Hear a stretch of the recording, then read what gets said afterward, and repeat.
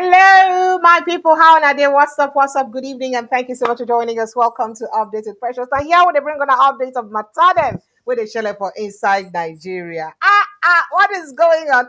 Plenty is full for my mouth today to give on that. And plus, we're going to get a continuation of yesterday's conversation, but from another perspective, because we like to, make sure we'll cover all the corners of the conversation as it concerns Peter Obi, Atiku Abubakar, Amechi Erofai. Are they really ready to wrestle power from President Bola Ahmed Tinubu? Because the guests we get yesterday talk say they're not ready. They don't even know what they do at all, say.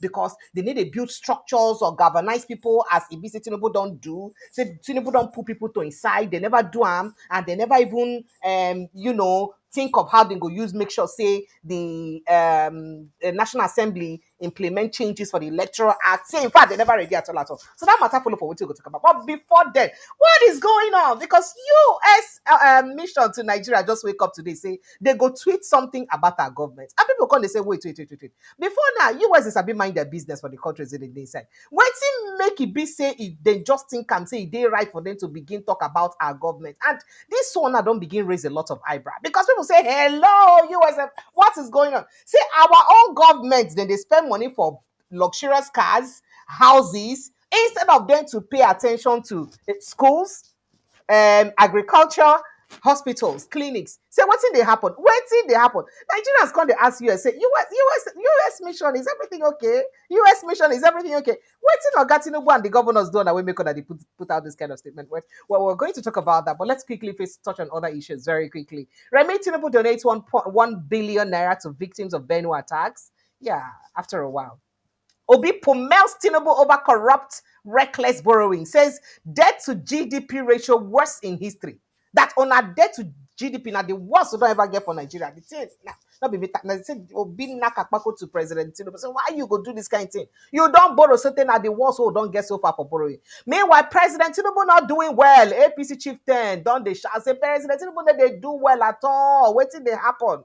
And then the presidency don't defend the 150 million naira or $100,000 where they give each of the people, the girls, them we play for us of Akons. Each of them 100 million, each of them $100,000, each of them $100,000, which is about 150 million naira for each of them. Then defend and they say, after a Big Brother Nigeria where they go on, the winner prize is 150 million. So why can we not give one of our girls 150 million for going to defend us? Oh wow. But let's move on to other issues very quickly. Okay.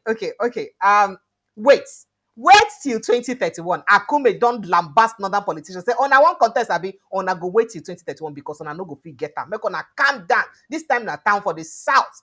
2027, northern governors won't be re-elected unless they join ADC. Babacha Lawan, they talk and say, no northern governor when they go vote back again if you no join ADC. That's how the ADC strong. 2027, Lukman wants ADC leaders against imposition and Godfather reasons. Say, Malcolm, I not start that one for this new party. And as it still get to do with 2027, Obasani, the governor of Kaduna, said, don't talk. Say, Tinubu no even get competition at all. Say, no governor for Nigeria go even fit oppose am because of waiting. I go let it. Say nobody go fit dey against a re-election. They not born that governor where we fit dey against a re-election. Why? I let you in on it. IICSD don't raise alarm for Osun local government as you get to do with Osun State, as the local government areas, as I talk to you, still they close after 162 days. Then still they close. That means local government they unfunctional right now for inside Osun State. Wow.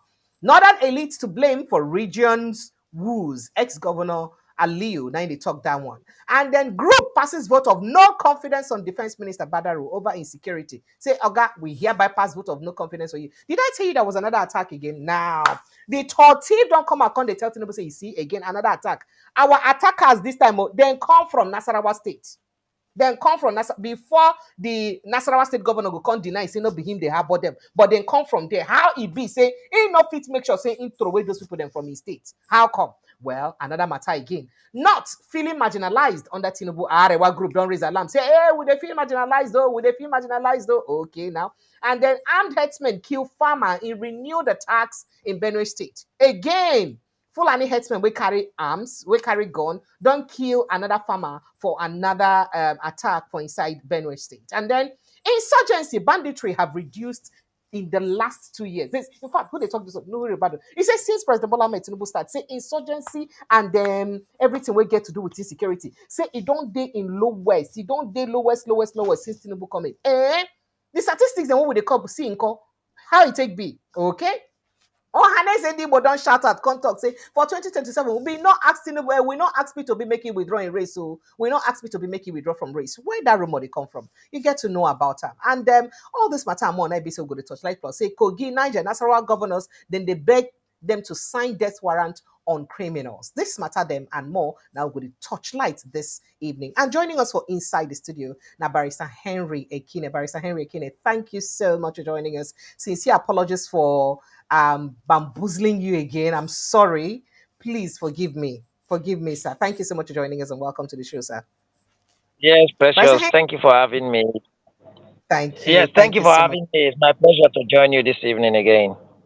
Thank you, sir. Thank you, sir. So let's get straight to that conversation. Let's begin with the case of the U.S. envoy because it's very shocking to Nigeria. Say U.S. embassy go feel raise this kind of alarm, and they don't the wonder say people can't the wonder say what's in the happen where U.S. get mind to raise this kind of alarm because it's very unusual for them to do. Or considering say they like mind their business. Now this is a tweet that they put out, and this is their official handle. And I wouldn't make it a surprise people as in put out this kind of tweet with their own official handle. You know, say normally US, wherever any country where they like mind their business, but you know they like say they interfere for the things where they happen for those countries them so that they no go blame them say oh when they cause one problem or the other for those countries. But US embassy tweet put up the tweet just I think less than an hour ago, 2 hours ago, about nine they put them up. Talk say while Nigerians are urged to endure, that is why our leaders they tell Nigerians make on endure the hard times, the painful baby steps will soon be over. Make on endure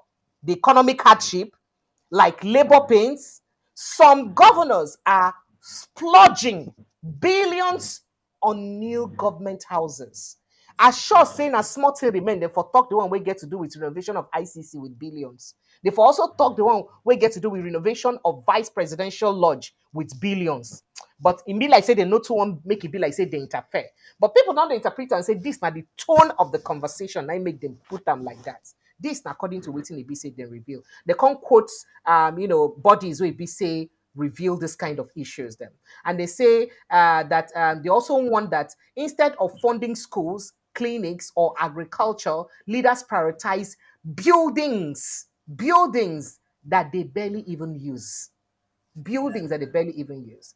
And he quote another body say there is more money and little accountability and no priorities. Such alleged lack of fiscal responsibility fuels inequality and erodes public trust. I go like make you put mouth for this talk. While it be say this statement, now predominantly correct statement because it look at some of the public institutions. In fact, this is my video right now. What I go play here of students who this is a tertiary institution the entire roof of the tertiary institution they live. You can see them. The roof they live, everywhere they live. It's my university for Nigeria. University for Nigeria. Like the whole learning. Everywhere they live. And there was a video made, I think, a few days ago by a Proco doctor. I'm sure you know him. Where he was This is looking where at a women give birth. primary health That's the toilet. center. This is where people give birth. A primary health center. In this You can primary see healthcare that. center, this is You the can only see. forceps in this They entire see the place. kind of thing they They don't have more than okay, this. now. When women come at night to give birth and there's no light in See the the kind of hospital, thing. how do you take their deliveries? Well, you're just using our phone, touchlight. You're using the touchlight of your phone Yeah. to take the Touch deliveries. light. Yeah. What if there's bleeding? Hey. How do you know where it's bleeding? Hey. Have you seen the problem that we're facing Okay. in this country? That is the Okay. electricity that is Okay. powering this entire hospital. If your Just leader the is not small serious electric about the box. primary healthcare center, they are wasting their time. Because the primary healthcare center is the first level of healthcare in any country, any state, Okay. any local government All that's right. serious about healthcare. All This right. hospital does not even have Because adequate of solar YouTube rights, care. because this belongs There's to no someone lights. else, I would There are like women to who stop give birth it. in these hospitals. You can see what the labor room Okay, looks but like. I mean, There are you people don't see who are going to need example wound care. of how dilapidated. And this primary health care center is very beautiful. Oh. It's fine, oh, compared to others, because there are some that are worse. There are some that is even presently unfunctional. And then these people, these states, will get such facilities, get governors. And then guess as they talk to you, sir, the Minister of Works been done, he became just graduate from the UK University. where you go visit, and they did not attend to schools here. So let me let you respond first of all on whether there is any diplomatic issues with the United States acting this. So do you think there's something happening on the ground? Why would the U.S. be involved in such statements? Yeah, thank you, Precious. I've taken time to listen. But you see, it no matter who really tell us the truth about ourselves. The truth is the statements issued. And very recently, too, I think I had a conversation in a similar situation where the same U.S. embassy talked about the realities of our situations really here. And then they were focused on security. So, yeah, and again, I want to put in context this concept of sovereignty, the way some Nigerians go imagine, say, why US or any other country in that matter, they put their mouth in our issues. As much as countries go want to be careful about the political sovereignty of nations, right? Economic sovereignty or social sovereignty or some other considerations, right? Don't they shrink? Don't they reduce to the extent we say, let's say, with the one village? And this is not quite surprising because you know, go fit on the one hand, claim say you be sovereign state, make person not talk about you. But on the other hand, they relate with the person politically, socially, economically, and even when you get problems, you run to that same person or that same country. Or even when that country or agency extends aid to you, you go accept. So why they not go talk about you? Especially where today I've been to talk about one the concept of friendship. I think it's about the International Day on Friendship, and then one interview like that. If they relate with somebody with on mutual benefit, they also expect say people go get to talk about you. So for me, sometimes when we get this kind of statements released by foreign missions or even some international organizations about the perception, the index on different aspects of how they live our lives, whether on human rights index or economic measurement, we should draw from those statements and learn lessons. Was it until the U.S. Mission released this statement? Well, Nigerians don't they talk since the way our governors and our leaders, our political elites, they live their lives, and even the kind of, if you like, put in quotes, dividends of democracy that our leaders appear to rub on our faces when they even actually measure the direct impact to the welfare of citizens. So for me, I commend and applaud the U.S. mission, the U.S. embassy for this release because it just tells us a true story. Sometimes when you refuse to tell yourself your story and you deny yourself your reality, some other person will tell you your story. So, like I said, the issues raised there are very germane. They are social and economic issues to some extent. And like I said, since globalization, right, these aspects of sovereignty don't they reduce, really, don't shrink, don't come compressed in a way where what happens in one economy affects another. And because of that economic relationship, people get to talk about the realities in your place. And then social relations as well also don't they influence by globalization? And then the relationships we get across countries. You establish missions in countries where you get diplomatic relations with. So they will get to be concerned about what is happening in your country. The only extent they're not going to probably cross the bound now to get into taking over political leadership in your country. So if So that today means you the hear U.S. mission get the right yes, to yes, criticize our yeah, governors, they can't our come. government Yeah, generally. they can to some extent. And then the criticism is hot criticism the way you look at it. They have given say they can the international agencies and even foreign missions, international other countries can come up with their reports of their views with what is happening in countries they have concern, and then put America even in that context where they appear to assert unto themselves as the monitor of the entire world, so to speak, as the senior prefect of the world in a classroom, in a No be global small senior classroom. prefects.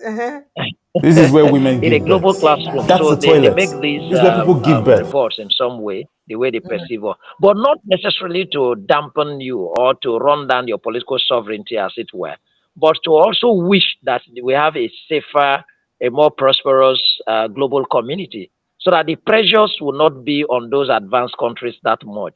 You see, these things of migration and all of that would make countries where your migrants, your own people go to be able to talk about your country, so that you fix things right, believing that when you hear these criticisms, so to speak, you fix things right. So you can't blame them completely.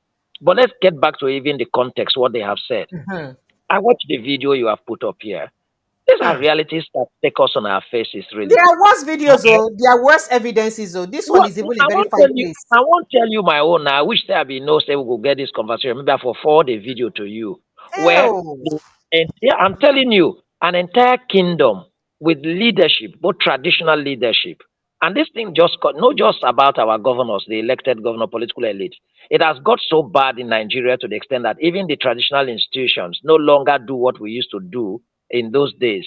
I remember that when I was growing up, meaning that not too long ago, not too many decades ago, that there were community efforts in terms of self-help projects development in my community, where the link roads between one village and another were actually practically opened up by community people on Absolutely. self-help projects. Mhm. I did that time where the town crier will come knock gong for my village, and men and young men who are able will come with machete, and they open the thick forest between one community and another and create an access road and continue to maintain that access road by clearing them. I believe this was happening in several local communities.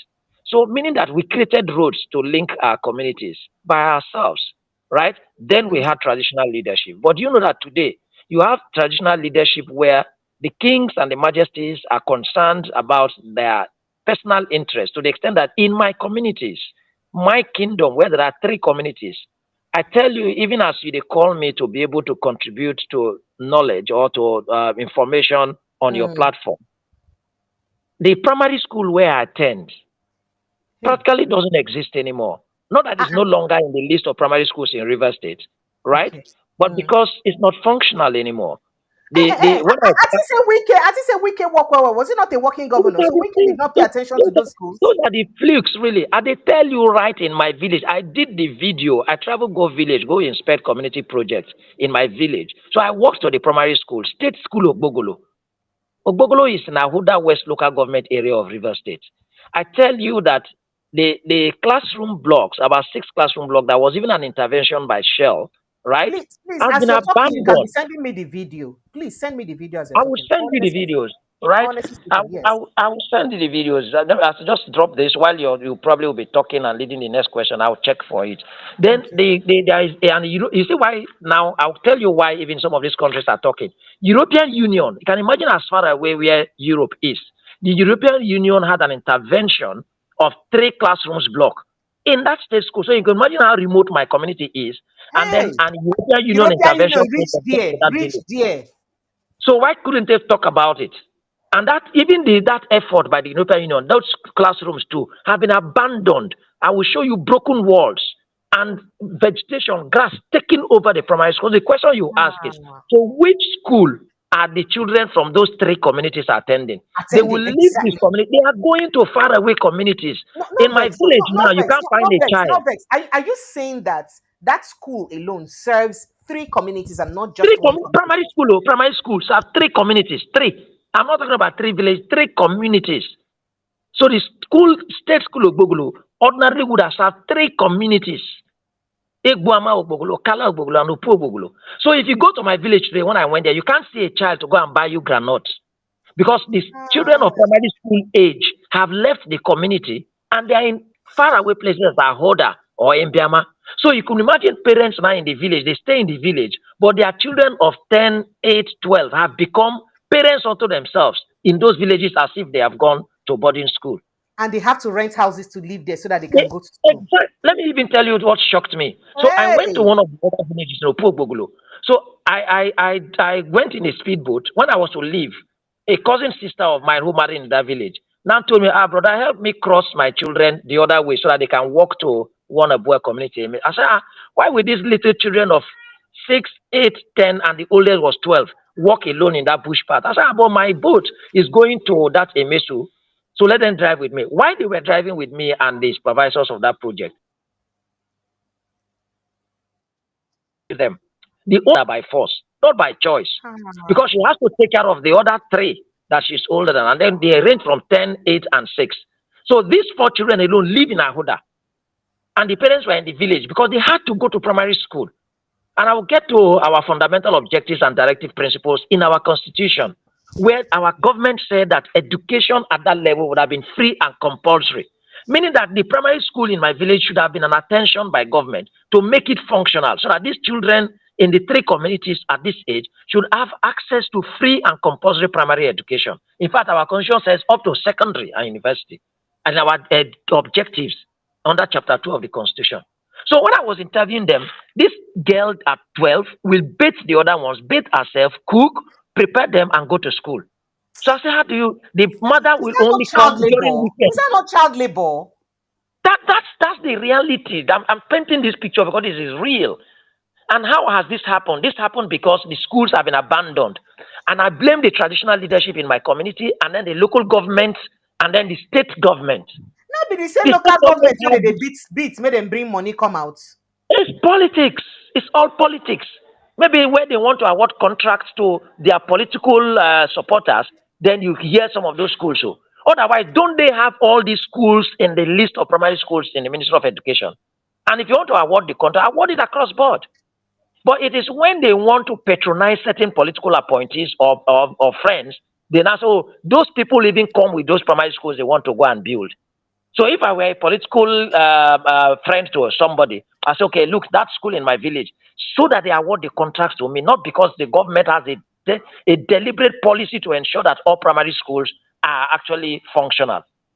So if the United States will be saying this, and then pictures and videos are shown about the state of our education, and then you now see, just suppose that how politicians now build houses. This is the same state you are saying, yes, on weekend, didn't they do schools? That be him talk, say we cannot be but where? So we can not build a school in Rivers State. Is that what you're saying, sir, for real? There was no telling you, this is not just a story about my community. They are everywhere. If I were to ask people to send me pictures of schools in bad states across the community, you will get more than 100. So but then how about those schools where be say Amechi been saying build where we can abandon? I am coming, Precious. Now the statement is making, this same state, you see these politicians have mansions that they don't live in.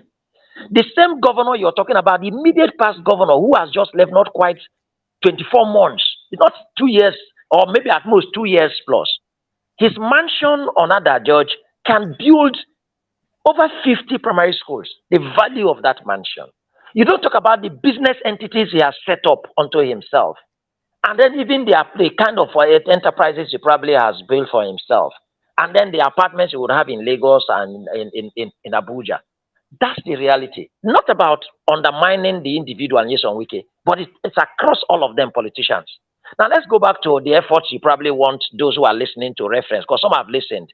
How many schools did Amechi build? Amechi made a pragmatic effort, okay, let us say. But like I said, the reality was that politicians went to the Commissioner for Education at that time. I knew them, I think Alice also, Commissioner for Education at that time, and then she was a lawyer. The clear thing was that these are politicians who would be settled or compensated with contracts. So what contracts? Okay, go and do this school. Go and do that school.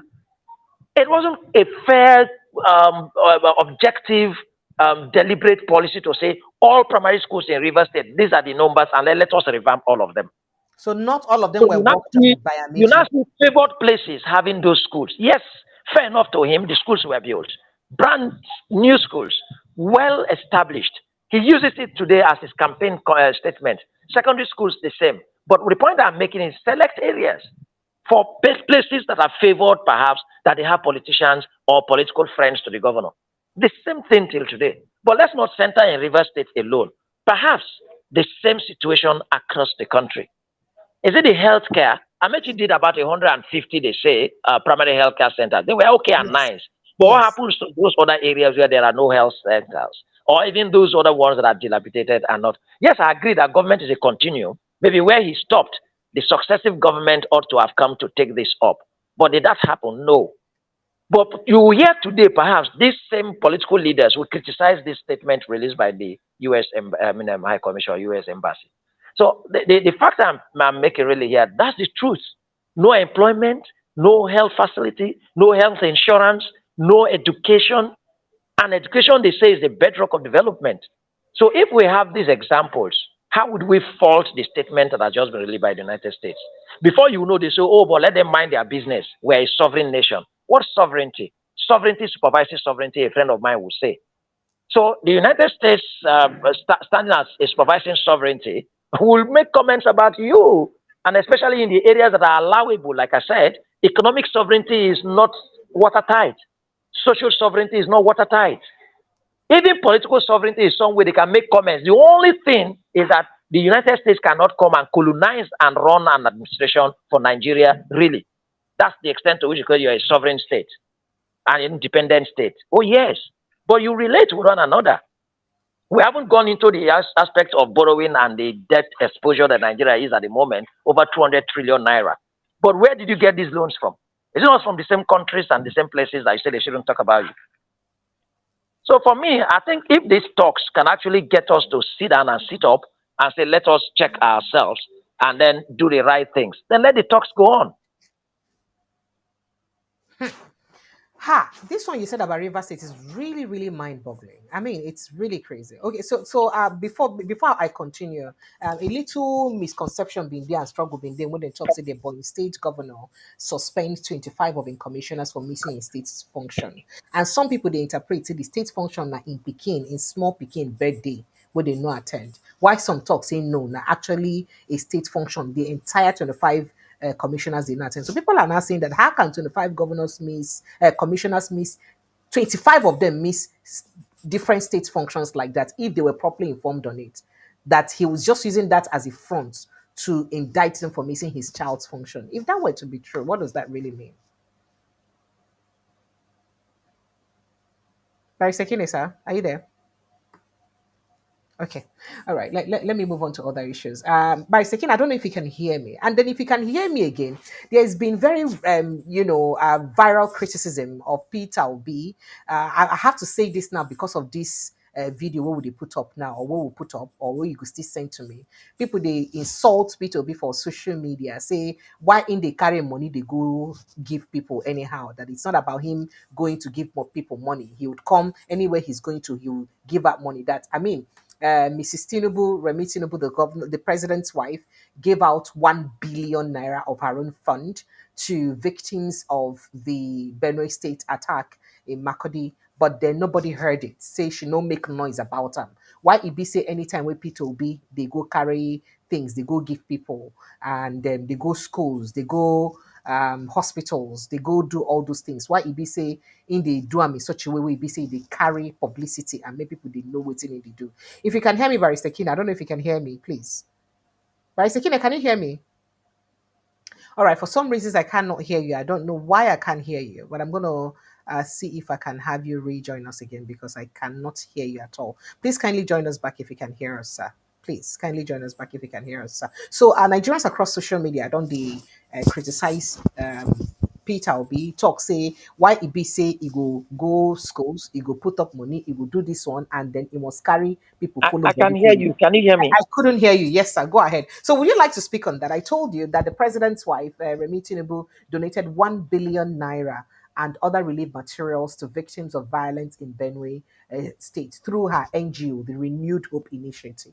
Now, people they use and they insult Peter Obi. Say, you see, the president's wife gave a whole 1 billion naira and she did not carry media people along. She no talk say, oh, may press come cover am, may they do this. And she's a private citizen because she just did it from her own volition, at her own volition, and from her own money, even though she should be president wife. But why be anytime when people be they go all this school of dentistry, school of nursing, school of this, school of that, primary, secondary school, why it be saying like to carry crowd go. The other day, go Borno State, and Borno State, for some reason, they don't let them see the children. They say he won't give them computers, he won't give them money, he won't see them. That should he be carrying publicity anywhere he goes when he's doing that? That all of this is campaign because he has political interest. And he has always said that he's very passionate about the education healthcare system in Nigeria, and especially removing people from poverty, because now the only way we country go is move forward with that. But even though saying he don't talk, saying no, they do these things since even before he think of contesting for president, people are now interpreting this action as electioneering, a big campaign strategy because of say in get interest for ballots. I go like make you put mouth inside based on this thing where BC US talk now. You see, Precious, we don't develop one new culture of living the substance and dealing with something that, let us even assume that Peter Obi is actually making a show of his philanthropy, right? Reaching out to the needy and then doing all of these that he's doing. Can we at least separate the idea of his cameraman or his media team uh, covering those events and putting up to the public from the context, the actual event of reaching out to people and solving the myriad of problems that we have in this country? That's one. But again, for those who are referencing the president's wife, meaning that there is no difference between what the president's wife did and what Tinubu is doing, because it's already public. They themselves who are doing that and thinking that they are rather making a reference, they are already publicizing what the president's wife did, whether it was at that time or at a later time. Because if you are saying that, oh, the president's wife actually went to Benue and gave some people 1 billion, you're already publishing what she had done, even though the critics themselves. So you see how sometimes you think you want to criticize another for doing wrong and you're doing the same thing. So the critics themselves who had also made public and published, because publishing here could be at that moment or at a later time, or by making comments, or even by videos. It could be anywhere. So right now they've released the fact that the president's wife, the first lady, also went out to places, including Benue, and then did some goodwill by giving gifts. But in any case, if Peter Obi or whoever as an individual, there have been a lot of philanthropists, really, not just Peter Obi, even back here in River State, and I think across the country. And when they go out to do certain outreaches on their foundations and all of that, they keep their records. So their media team would always go with them. And then if the media team would go with them and then they keep their records, and by that way, this time again too, sometimes the purpose could be to actually show the sufferings of those people that you have brought some relief to. But I am not saying that. I'm also worried and concerned about some kind of show off when you're reaching out to people of need. What's the essence really of doing all of those publicity?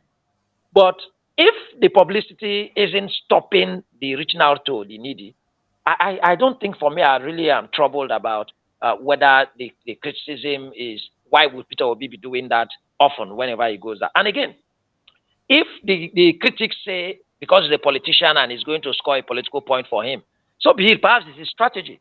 There are a number of strategies for winning elections across the world.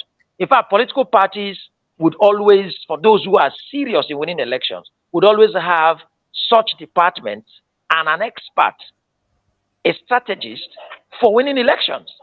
And it could be different ways, maybe by showing how kind-hearted you are. I am not speaking for Peter Obi. So the argument or the position of those critics could be justified both ways. Yes, justified in the sense that in their feeling, if you're doing good to someone, why show off if that is the motive, really?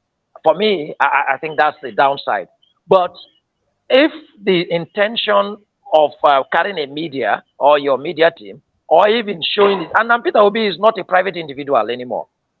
He's not as such a private individual anymore. Sometimes even the media, for looking for content themselves, will reach out to wherever he's going out to do a thing. And again, he's a politician. So if he's piling up his CV and his political goodwill, so be it. Let it score the point for him. I don't think that but another people they also talk, say, where the first lady actually get 1 billion naira in donation to give like that. That we never even ask that question. I don't want to go there before, because if you go there and say, oh, it's the first lady, she has money. One, you see, if we're a serious country, 1 billion naira and more, and they say from her NGO, Renewed Hope, what? Foundation or Renew- initiative or whatever it uh, is. renewed hope hope initiative. Renewed hope Well, initiative. if it's an incorporated entity, arguably as a lawyer, if it's an incorporated entity, it could be separable from the first lady herself. I think I made an argument recently in that regard when the minister for the Federal Capital Territory, Nyesom Wike, was reacting to Amechi's comment at some point that his wife was an industrialist, and then Mm, mm, eventually Wike was speaking so much about the wife's NGO, that's mm. the Empowerment Support Initiative, Yes. having a collaboration with NDDC and doing some empowerment and all of She that. eventually denied it, by the way. You know that she came out to deny it, that she never even Yeah, received that I think amount I of read money the in media life. recital Mm. by her Yes, media she aide, denied it. but not Yes. denying, but no, sorry, not denying the fact that the in the ESC, the Empowerment Support Initiative, didn't have a collaboration with NDDC. No, they did. They actually agreed that yes, as an NGO, they have a collaboration with NDDC to do certain outreach Trainings. programs, perhaps that fall within the objectives of the interventionist agency. But that Dame Judith Amechi herself Did did not not receive that kind of at any money. time get 4 billion naira money. But That's another. if we even look at it, if we even look at it, that amount of billion of naira to train entire women from the whole Niger Delta states. You know, it's beyond the South because Abia State, Imo State is part of Niger Delta states. And then for 39 billion to renovate one conference center, I mean, which should we even say that is more justified? Pressure, there are a lot of issues when it comes to money and money dealings in Nigeria, especially when it concerns political or politically exposed persons and politicians. Mm, I think so. We don't so far depart from the first lady's 1 billion naira largesse or gifts okay. to Mm, victims in Benue.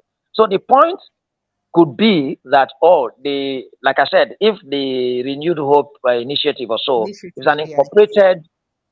incorporated entity, it could be separable on the doctrine. That's the corporate personality doctrine in corporate law. Say, okay, oh, that's not the first lady, but an NGO or an organization that she founded. But when you are a politician, the veil could be lifted. There is also the principle of lifting the veil. We will need to see the directors and the owners of such organizations behind. Who are they and what are they doing? If you're in a position where public fund could pass through you, then it could be questioned. It could be questioned. But here's where we are. I think just recently I was reading on social media, I don't know how verified that could be, where Angela Merkel, the outgone chancellor of Germany, the German Yes, chancellor, I think yes, that's what German she's chancellor, yes, about. sir. Yes, where she was asked some questions about whether she had AIDS in her home and why she's seen almost round with a particular piece of suit and all of that, and then how she was moderate and modest in her. It's that she's a public servant, and then she didn't go there too, like, but that's different from our own first ladies here, whose offices are unknown to law, and then we can ask the questions how they could even do so. If 1 billion naira could be given out for one project, then you can imagine how rich that initiative is in terms of billions of naira. Because Hmm. there's no way they will have just 2 billion and give out 1 billion to Benue State. They can't have even 20 billion and give out 1 billion to Benue State. So these are some of the issues. We can't draw the sources of unjustified enrichment anymore in Nigeria, even when that was the purpose that the Economic and Financial Crimes Commission was set up. One of the fundamental mandates of the EFCC is to interrogate unjust enrichment, both as for individuals and even corporate entities. I can't just go float a company today and then in no time its portfolio is in the billions. This is we look at it. What exactly is that company into? And then when was it founded? How old they go? Okay, even this particular foundation couldn't have been more than 2 years in its ventures. And then even if you're getting donations and gifts and all of that across the world, or even from Mr. President's goodwill from the presidency, in just 2 years or less, you've got a portfolio of over billions of naira. But that's the country we find ourselves. I'm not, before you know, critics will like, oh, but she did well. The people, the victims in Benue, when the crisis happened, people criticized the government, and now she has come out to show goodwill, and people are criticizing again. That's why sometimes it's quite a complex situation in Nigeria. All right. So before we get to the cocoa of the matter, what we get, so could just touch on a few more issues very quickly. So recently, again, they don't drag Peter Obi, of course, for the reason because him to go drag President Bola Ahmed Tinubu because he practically pummeled President Bola Ahmed Tinubu, lambasting him very badly for the way we be say he don't borrow very excessively. According to Ramsey, today, over 2 years after the present government took over, and with all the humongous borrowing, we are still confronted with negative reports of worsening poverty, with about 133 million, that is 63% of Nigerians classified as multidimensionally poor, increasing unemployment, and disheartening news like 652 children dead as the malnourishment crisis in Nigeria worsens in northern Nigeria. Still, our government see they go borrow again. I like to put up evidence of that tweet so that Nigerians to see it and not think that it's my handwriting. I never get handwriting with it like other people will be on yet. So let's see if I can put evidence of that right up. Yeah, the tweet because I kind of screenshot it. Yes, so you can read. It was quite a lengthy message. Now he says as our GDP before rebasing was about 622.92 trillion naira, about 180 billion dollars. The government has borrowed the equivalent of our GDP because right now there's a new story that our entire debt don't they run into about that amount of money, and it's becoming very worrisome. And with all of this criticism, people are now asking Obi, what would you have done differently if you're in power? And of course, there is need to criticize him. Is anything wrong, especially with the new $21 billion where be say the National Assembly approved recently? $21 billion, 2.2 billion euros. You see the money them up there. This not the money them they approved recently by the far left and all that. Is there anything wrong with Peter Obi as an opposition leader criticizing the economic policies of the president, sir? And I'd like you to speak to, his criticism entirely, sir. You see, again, sometimes if we do not get people to unravel some of these happenings and in the form of criticism, some of us too wouldn't get access to some information. Frankly, as much as one may have been seeking information and reading, I didn't know, I wouldn't have probably known that Eh, our tech exposure had got up to over 200 trillion naira. And you then don't much think of so? it, yes, much of the borrowings that are still going on and being sanctioned or permitted by the National Assembly at this time under this administration of just about 2 years. I think that it should be a concern to any Nigerian, really. This is a country that has had an opportunity to exit from so much of debt when we had the debt for forgiveness at some point. And Hmm. again, I do not even, I don't seem to be able to join this with any kind of reasoning. This is the same government that on the 29th of May 2023 announced the removal of subsidy.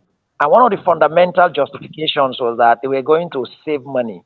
And then that that money or whatever we're going to save was going to be deployed or, of course, applied to infrastructure and all of that.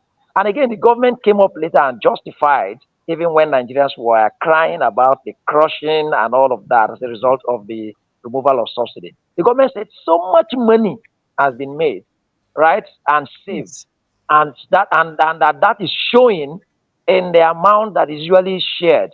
I remember that just some years past, not quite in the decades, you could see that even when the federation account is declared for distribution at any particular month, maybe 200, 300, sometimes 400 billion. But right now, you could even see a trillion plus. In the 900, in the region of 800, 900 billion naira for distribution amongst the tiers of government. So if we are making this much, and we are distributing this much. And again, we are recovering the much that has been reported to have been recovered with all the recovery agencies we have. What is the EFCC doing if they really are not recovering? Because if there are prosecutions, it will mean that there are forfeitures, and then at the end of prosecution, we should be recovering. We're not even talking about even other forms of revenue generation that we have. Oh, they will come and announce that some of the revenue collecting agencies have tripled their projections even before the third quarter of a particular year. Who is really deceiving who? How are we confused? Then at the same time, you're borrowing as if you never even generated 1 naira. You're borrowing as if you have not even saved any money. Then if somebody will leave these realities and say whether it was Peter Obi that said the government is borrowing exponentially, and then the government is exposing us to unimaginable debts. But that's the reality. Shouldn't it be a concern? It should be a concern. Who should speak about it? Peter Obi has not pretended that he is not an advocate for what he believes in, at least on the interest of the country. It's not about because he wants to be the president of Nigeria, and so a sitting president wouldn't want him to be popular. He's still a citizen of the Federal Republic of Nigeria, even if he doesn't become a president today. And even these comments he's making are not guarantees, really, that he will become the president for the forthcoming election. So it's even what more Nigerians should be doing. Those who are criticizing him should criticize not him about what he said, but should criticize the government for doing things that are even affect them negatively. And that would affect the generations that would come, including their children. If you're in politics today or you're opportune to have an appointment and you're in government today, is every member of your family in government? What about those who are not related to you? Or even those who are related to you, but you're in your village? If today I'm probably appointed a commissioner in River State today, what about, is there everybody in my village that would have been in government house as commissioners? So then those persons will no longer criticize government. In fact, they will become the protectors of government. So if anybody criticizes government because I am there as a commissioner, the person is an enemy to the government. When we have a society like that, then I wonder how we really are going to fix the things that are wrong in terms of public administration in this country and then move forward. Yet we aspire to prosper. We aspire to develop. We aspire to have infrastructure. We aspire to be a strong economy. We aspire to be a secured economy. We aspire to have better life and enhanced welfare for all of us. The same people who are criticizing today desire to have better health care if they don't have means of having access abroad to seek health care in London hospital. So these are the issues. So apparently, again, for me, okay, why shouldn't Peter Obi talk? Is he not a citizen of the Federal Republic of Nigeria? Or is he lying about the things he's saying? Or just he shouldn't talk, it shouldn't be him because he wants to be president? Because otherwise, is he lying about the things he's saying? He didn't manufacture these things. The government should rather come out and react to say, no, our dead body exposure is not 200 trillion. All these things are not true. That's where you say, oh, why is this man talking like this now? Why just they attack Tinubu? And I've always said something. Every person who occupies a public office has some benefit for occupying that public office. Now, if you do not want the detriment, you do not want the references to you, you do not want the criticism, step aside now. Don't just be comfortable with the perquisites of office. We practically feed, we house, we clothe, we take care of the health care of our governors, our presidents, and their families. I tell people that even as you are poor, you are the one who has provided accommodation for your governor. Hey! He brags up and down, he brags, but you've given him house to live in. You've given him security. You've given him all the vehicles he's driving. They are not his own. You've given him health care because anything that happens to him in terms of health care and his family members is written off on our public fund. So you're the one who does not have access to health facility and health care, but you're providing health care for someone else. That's the irony of government too. You don't have a car, you're trekking. But even if it is a 1/100th of a penny But it's the contribution of your money that is inside of that money that the governor is driving, that vehicle is driving, that bulletproof car. All the National Assembly members that bought their 150 million naira bulletproof car, it's Our our money money, dey our inside. contribution, Hell. including the one of your child. Because as far as you are a citizen of the Federal Republic of Nigeria, when you say per capita, it means that all the money that Nigeria has, divided to the population, that population wouldn't include you, even the farmer in the village, divided by the population of Nigerians. So he said, this is what it is. Meaning that by contribution, all of us now get that money. Then somebody talks about how somebody is mismanaging that money and you're quarreling him. There's problem, seriously. Sorry.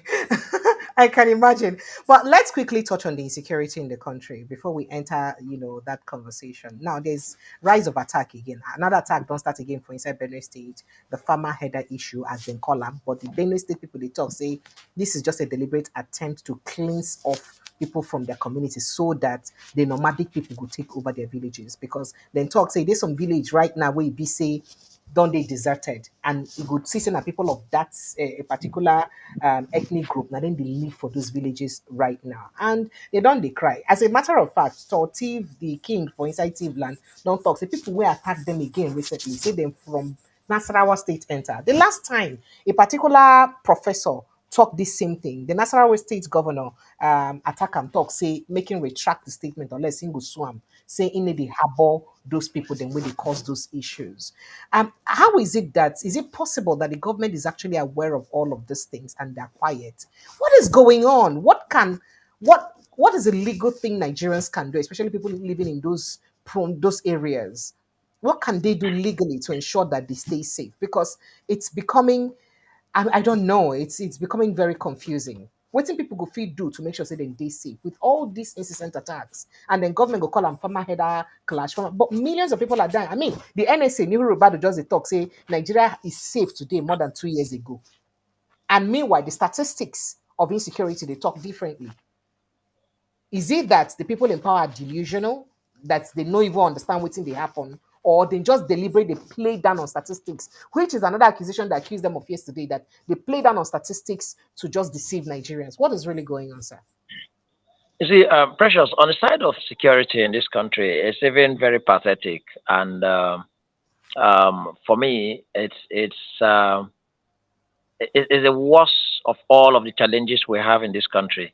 The reason is you may have death or absence or lack of infrastructure. You may have a dirty environment. You may have absence of education or healthcare. Even as serious as those issues would be, but the critical issue of security is more palpable as a threat and challenge to any society, in fact, to any individual or community or society, really. Because if you are not living, you don't even have a chance to talk about the possible improvement in infrastructure or in development or any of those other social contexts. Now, the security crisis in Nigeria is such that it's becoming even rather like the state, um, um, if not complicit, if not directly involved, or if Hmm. not benefit in some way. Yes, yes, yes. If not Hmm. benefit in some way, then you will imagine that um, somehow they are condoning those they know that are actually benefiting. And why do I say this? The issues around the Middle Belt, Benue, Plateau, Yes. Niger, the realities are even underreported, Precious.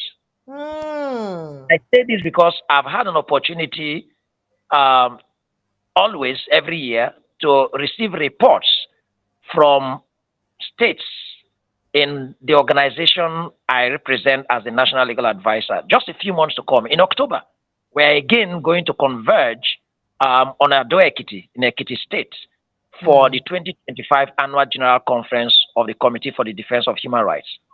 And at that conference, usually, we would have reports from all the state branches because we have branches across the states and units in local communities and areas in the respective states in this country. So what we do at the annual general conference is also to get state reports. And then these reports will give clear verifiable reports about human rights, about social justice, about democracy, and all of these issues in those respective states. The last one, we got real reports about displacements and missing persons in states around the Middle Belt, communities that had been taken over in Niger State. But you know what? When it comes to reporting by the media and, of course, the state in any way, it will be underreported. Precious, there are a number of missing persons in this country that are unaccounted for. How? They don't come even in the media. Everywhere, no part of the country is kind of immune in that regard. A lot of missing persons. If you go to sometimes you go to farm, you go to the forest, you will just see dead bodies, both by criminally minded individuals and sometimes state actors, and then of course by this insurgency and other forms of insecurity. And so, if a government is not involved, either directly or benefiting from it, or some agents of government, some officials of government are not in some way benefiting from it, then I wonder what else government is doing there. And that's why sometimes when the calls come that, look, if you are failing in security, then you should leave the seat, really. I think it should be justified. So I don't need to overemphasize the seriousness about of insecurity as a concern to any government at all. Why wouldn't it be when the basic purpose of government is to ensure security of lives and property, and then to continually enhance the welfare of citizens? And if a government has failed in these regards, then the government is not there at all, except they are just entrepreneurs who have turned the state as their private enterprises. And then all they are there and they wouldn't want to leave. And if you open your mouth to criticize them, they will rather come after you. It's because they will see you as wanting to infiltrate in their enterprise. So otherwise, the situation in Benue State, whether it's Tiv or Doma, or any part of Benue State, I think it's one that requires serious attention by government. And it's as if they don't have any solution to it. I don't think so. Fair enough. I make a positive presumption in favor of government that they have solutions, but they don't want to do anything about it. And that's why I think that either someone is profiting from it, either the security agencies and heads of the security agencies have some reason that they don't want insecurity to stop in Nigeria, or even Mr. President himself. Or there are some, if there are external influences, then of course it's unfortunate that the country will allow external influence to the extent that it will affect the survival of our people, and then the security of our people and our territories. It's unfortunate. So about whether you ask the other question, what can the people do? What legal steps can we take? Legal steps it's not what about it. Yeah, it's not one of those things. It's not one of those things to take a legal step. Because if I understand, legal step would have been that, are you going to go to court to do what? To seek an order of court to mandate the state to. No, to it's not everything that has a legal solution to keep you alive. No, so it's not.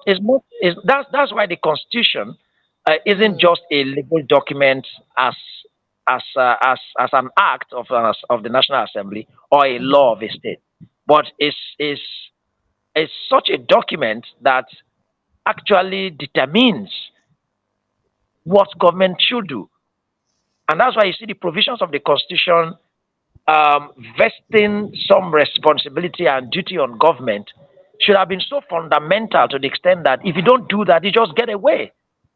It's not about legal action for who to take. Okay, that citizens of Nigeria should sue the federal government for failing to provide security. I've been in the conversation that this has been the argument, that whether we should sue the federal government or sue the state government for failing to providing security, or to account for lost lives and missing persons and displaced persons. So we now turn the blame on Nigerians for not taking that action. Oh no. And that is why, rather for me, what I would advocate is more of a purposeful rejection, or if you like, revolution in quote, by Nigerians to want to fight to change the situation And in changing situation, it could include changing. You see, even when you say change government here, there is a legitimate way of changing government. So even if somebody advocates, and I am saying so clearly on national platform that I'm speaking with you, or if I global platform speaking with you right now, that it is time for Nigeria. It's time that we actually did this. Take serious decision and decide to change any government that is not responsive to your yearnings. And changing government is not it's not an unlawful thing. And how do you change government? Take from the legislature. If your representative is not representing you well, changing that representative is a recall.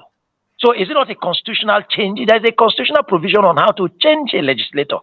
So meaning that if the it's recall across the board, process is so huge, is so lengthy, and a bit worrisome.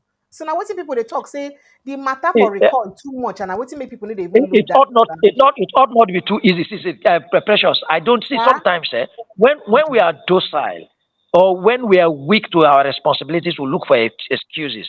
Indeed, really, the process to recall shouldn't have been too simple. Otherwise, someone will just say there is a balance. So even the law balances situations. It is not something that is not attainable, except if you are telling me that it's not attainable at all, or that the law is such. What is the process? What's the procedure for a recall? Is it not the same people who would have gone to vote somebody? If they were to be paid money to do that, they would do. During the election, how do the politicians get to give them 5,000 naira and they will come out? They now is to recall somebody who is not doing well and you stay in your house.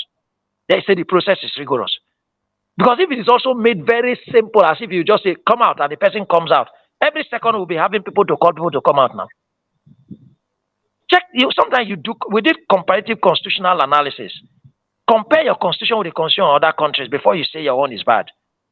Living comparative government, comparative politics. We do all of these. Comparative law, comparative law.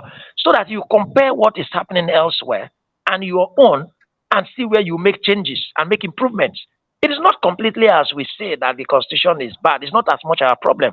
We talked the other day about our electoral laws. It's not quite about the electoral act in itself being defective and lacunas and spaces for politicians to maneuver, but it's also because they use us to succeed, to probably suppress even statutory provisions, including constitutional provisions. So, but that's one way to change. There's another way to change. You can insist on something and say, government, do this.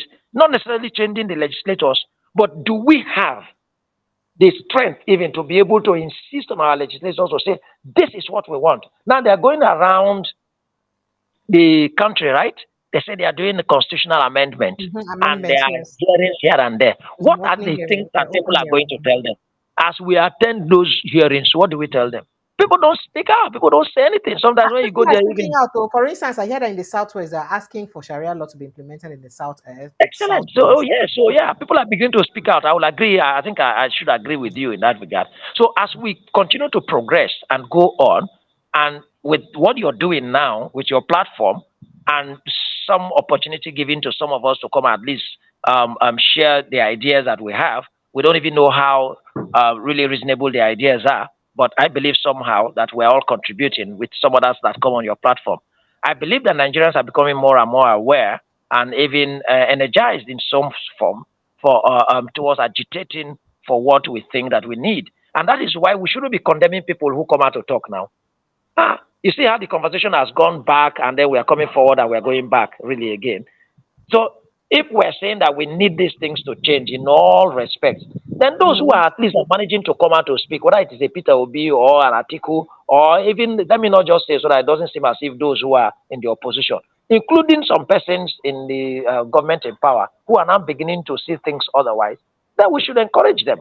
Speak up, let them speak out, and let more Nigerians continue to speak in addressing some of these challenges that we have, so that we become more and more aware. With radio, with liberalization in radio today in Nigeria, if I tell you, Precious, that the proportion of the population of Nigerians that are beginning to participate in the discussions that go around on virtually every issue, right, has actually increased. And with that rise in that proportion of people participating in the discussions that are going on the media, whether it is social media or the conventional media, particularly radio, with all the radio stations in all the cities in Nigeria. In Port Harcourt, I can't even count them anymore. And then tune on, you hear phone calls, calling programs, and all of that. Meaning that there were times that Nigerians never even had the platform to speak, Absolutely. So, but so now there's they are having. interest. There's actually more interest now. There's interest. People are agitated. People are aware. People are concerned. It's just that we haven't gotten to that high proportion where Nigerians will say, no, this time we can't take it anymore. I've said it, that the kind of protest you see that the government has always been able to suppress is because they haven't seen the protests that they will not be able to suppress. Maybe not as many Nigerians as would have been difficult for them to suppress would have converged in on such places for them to be able to suppress. But a time will come, I believe so strongly, that like one of the politicians said the other day, that Nigerians are docile. That how many are they, the political elites, that are turning Nigeria upside down? He said they were. If I actually wanted to say they are not up to 50,000, it's okay. Even if it's 100,000, I think that's Rotimi Amechi, and he was Yes. putting it on Nigerians, and that was a statement of truth. I was surprised that even himself, a political elite, one of those, the politicians themselves. He But he said it, said and that he how many mentions of these. most times when he talk that in, they mention is even they ask how many we did. Yes, They of course. mention is He said they not he even add reach himself on the 100,000. question. But that the rest of us, over 200 million, we're allowing them the 100,000 in a particular state. Take a state, for instance. How many commissioners? How many members of that House of Assembly?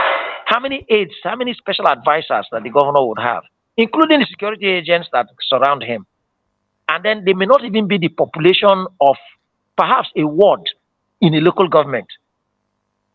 Dare say even a local government in that state. But these few individuals have so emasculated and then turned and twisted the whole population of that state All right, sir. in a So, way that so they can't even talk again. So, Barrister Ekine, I have something to. I like you to perhaps give a perspective to a conversation we get yesterday. But before I give you that conversation, make I quickly just read some headlines, just headlines, because these headlines get to do with politics. We will lead us to that conversation. Now we hear say Yes, President Tinubu, Northern has done the talk, say he need to do well at all at all. As a matter of fact, Arewa don't they cry say Arewa say not they marginalized under him. Babachar Lawal say indeed Kwankwaso was right that North is also marginalized under Tinubu. You know, so many people are crying and complaining already about him and his policies and administration. Meanwhile, the Kaduna State governor is saying that, as a matter of fact, that there is no governor in Nigeria that can say they will not support Tinubu because Tinubu has been fair to all governors. So all governors must support Tinubu. Say none of them. Say all of them they support him because of say he don't do well for them. Because say we never that governors have never had it so good in Nigerian history with the kind of relationship he has with governors. Those are his words. He said, It's the money. It's the money no he's been sharing to president, them. no president in Nigeria's history has supported governors and subnational governments the way President Tinubu has done or is currently doing. And that's why no governor can oppose him. So he said. But in the midst of all of this, of course, we still have the back and forth going on with ADC, whether or not they will zone and all that issue. So my guest yesterday said something on the show, and I'd like you to perhaps speak to that. According to Ramin talk, say e no dey enough make Peter Obi carry stand up. They go, you go north, you go Edo State, you go here, he donate money for here, he donates money for there. Say he no dey enough. That he believes that Chibike Amechi, Peter Obi, Atiku, Erofai, that are not doing enough, that are not even ready to even remove Tinubu in power.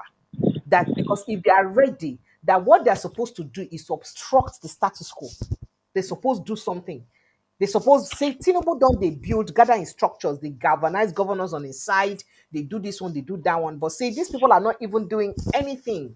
And then secondly, they're not even saying, okay, let's pursue it legitimately by pressing on the National Assembly to make sure say them pass or they effect a better electoral change, give us electoral reform so that we will know say indeed we will get free and fair elections. So as it stands now, that these whole people they too docile and it be like say they won't carry the same they won't carry the vote again dash Tinubu for 2027 because as a day like this, so if we go take election with the present what did they call them electoral act we will get right now, then that means Tinubu is automatic. In fact, you say before 12 o'clock in the afternoon on the election, they say Tinubu don't win because say everything we didn't get, they don't put them in place already. Please speak to that, sir. Well, Hello, sir. yes, I can hear you. Can you hear me? Yes, I can hear you. Please go ahead, sir. Okay, great. Yes. Whether it is Peter Obi,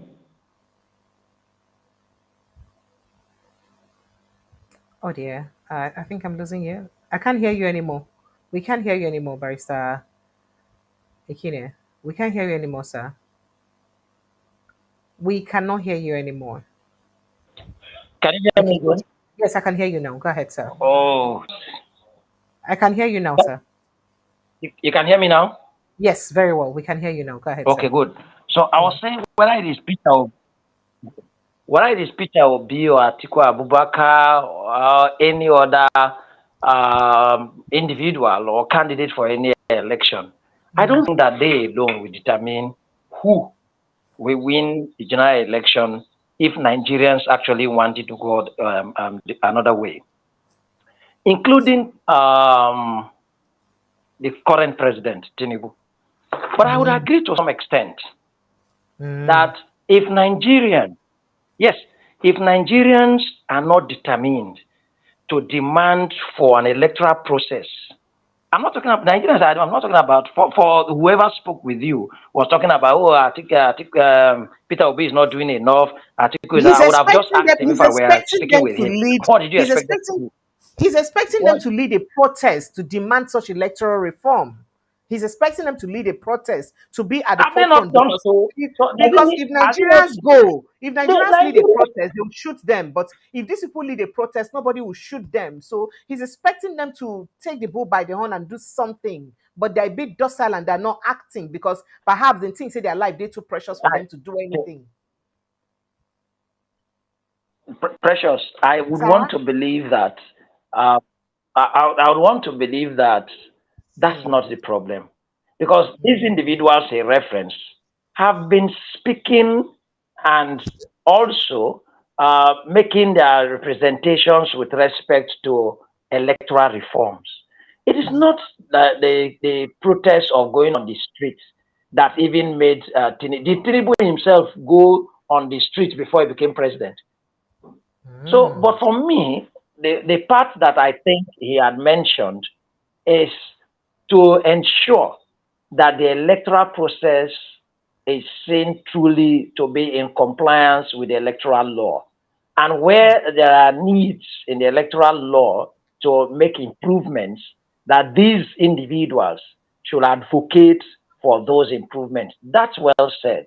But not as though the Peter Obi or Atiku Abubakar or any of the other individuals would have to probably devise some means to suit the who rig elections, right? They too should probably get their own Mary or get their own Yes, men, he strong also men said to be that able too. to. That they're not No, ready to what match. happened? They're not ready to match the status quo, aura for aura. Say if you can't beat No, them, you no. join them If or you're condemning obstruct them or If we're, something. that's the problem with Nigeria. Let us know what we really are condemning and what we really want. Let us know the kind of electoral system we want. Even if people will go through a fraughted electoral process or system to emerge again as president, that will not make it right. It wouldn't be why any other person who wants to change that system to join him in that probably, if you like, negative way to get through to power. But including the individual himself, we all have the responsibility to even ensure that we demand for a more transparent, credible, and fair election. And then to also demand that where there are challenges in the electoral law, where there are needs for improvement. But then, let me even quickly say here, do you know, Precious, where we want Huh? to, like we said earlier, where we want to make excuses, right, in Yes, Nigeria, sir. we Mm. simply will look for something and lean on. And again, one thing we do again, we run commentaries, drawing from what we hear in taxis and in buses and on the streets.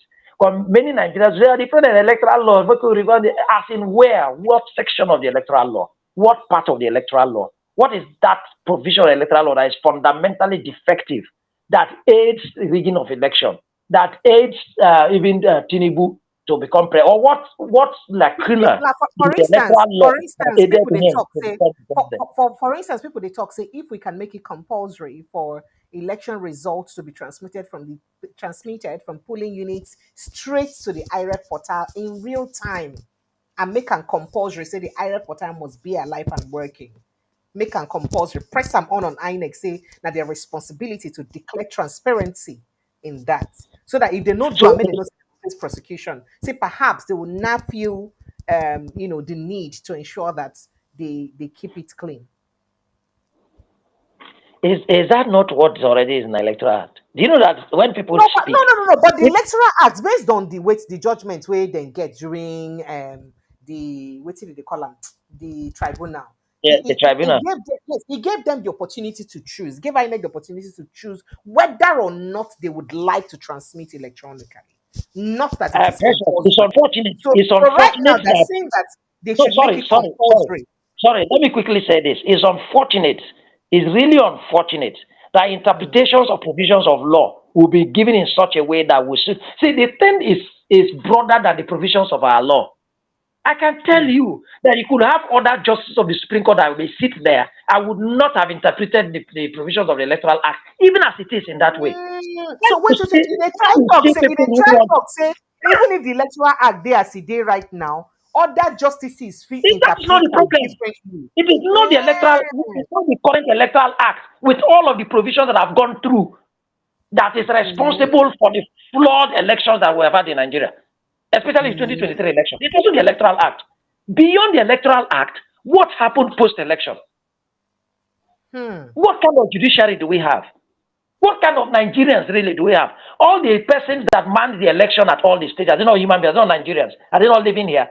The people themselves that we are rigging the election and writing the results, even the ad hoc staff of INEC, are they not Nigerians? Are they not the same people who perhaps are complaining today?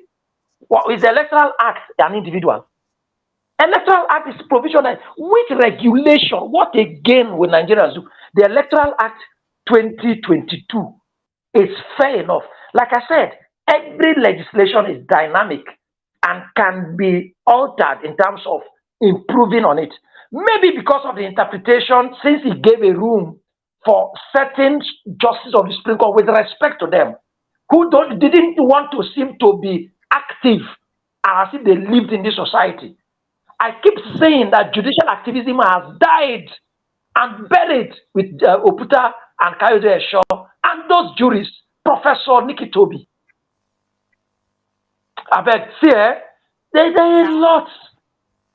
You see judges today, I'm a lawyer. I wait for them.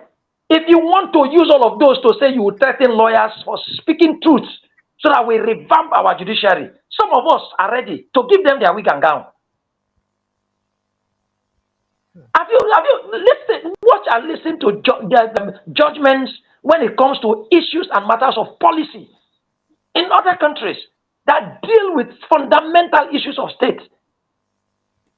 Look at some of these issues that are around. Simple thing to say in Rivers State. Supreme Court, come and reaffirm your own decision that is existing, that has not been overturned. That where legislators voluntarily do this and do that, they should lose this. And what happened?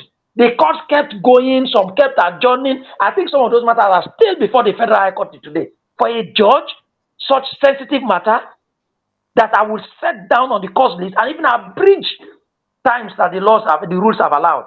Do you know that the judges have the power to abridge time in certain matters, such that even if the rules of court say, let the other person do this thing within 10 days, the judge can look at the exigency of those matters and say, hey, all of you do it within 5 days. But rather our own, you will see that there was even no date assigned. It took a time for even the Supreme Court and the registry to do certain things where the People's Democratic Party approached the Supreme Court for certain, especially if you look at Rivers State state of emergency. See the way it's gone. Is that also the issue of our law? Is it the Constitution? Is there anything difficult in the Constitution to the extent that even the section the president relied on, 305, that didn't give him any power to remove a governor? That the provisions of the Constitution are very clear as to how a governor will cease to be in office. and you cannot add to the constitution. But where are we today?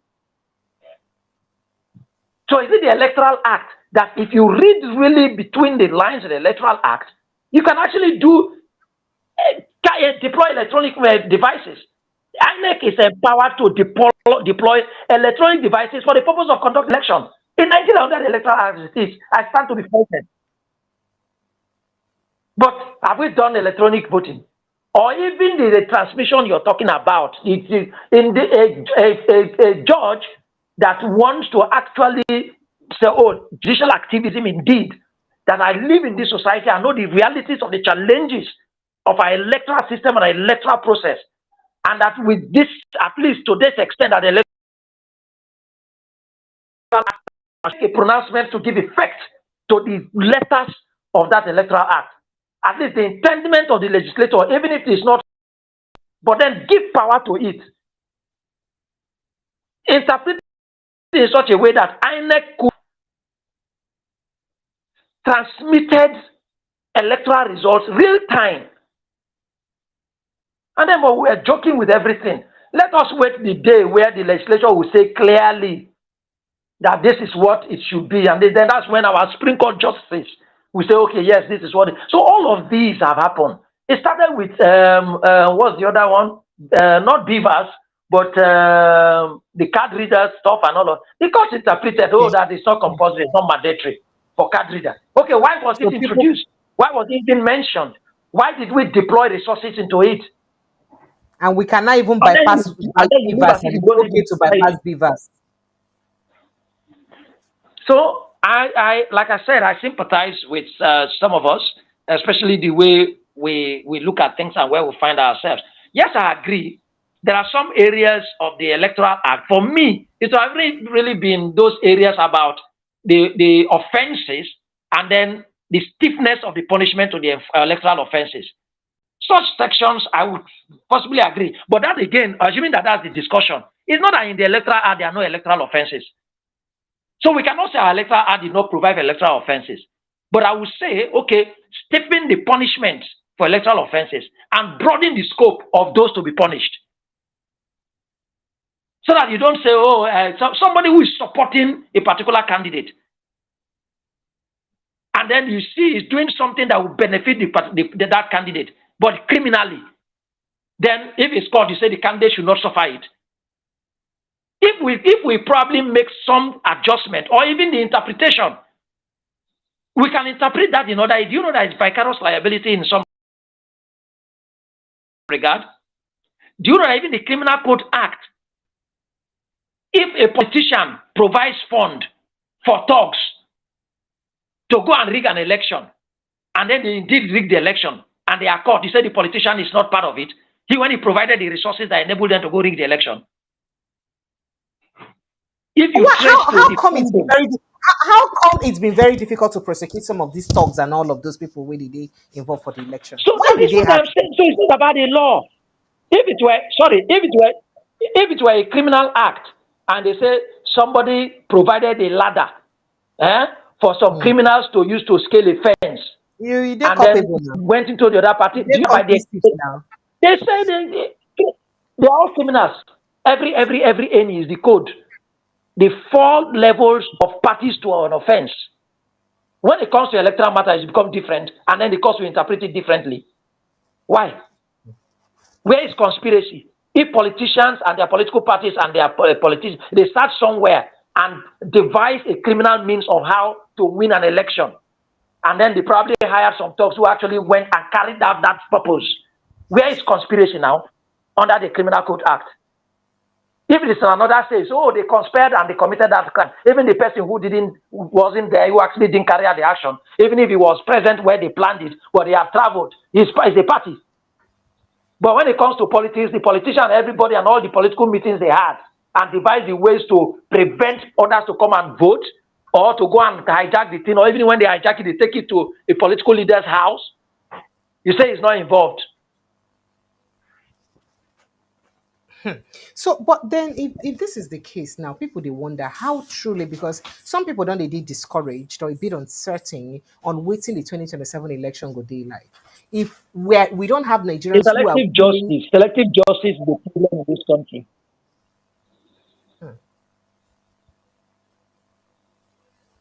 So waiting be the Selective possibility. justice. And you know one Waiting. thing, Precious, they, Sir. they have they have captured the entire system. The politicians have so captured the entire system. It will require a whole lot, not just about even electoral reforms in terms of maybe amendment to the Electoral Act or even other legislations. Not quite that. They have conspired.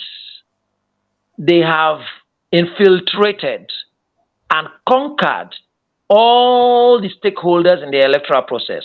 Today's electoral process in Nigeria and electoral system is not just about the electoral body like INEC or the state commissions, but the security agencies are involved, Now the courts, the judiciary is deeply involved, So when these politicians have seen this and they have entered through all of these stakeholders, beginning with the electoral commission, to the security agencies and now the judiciary.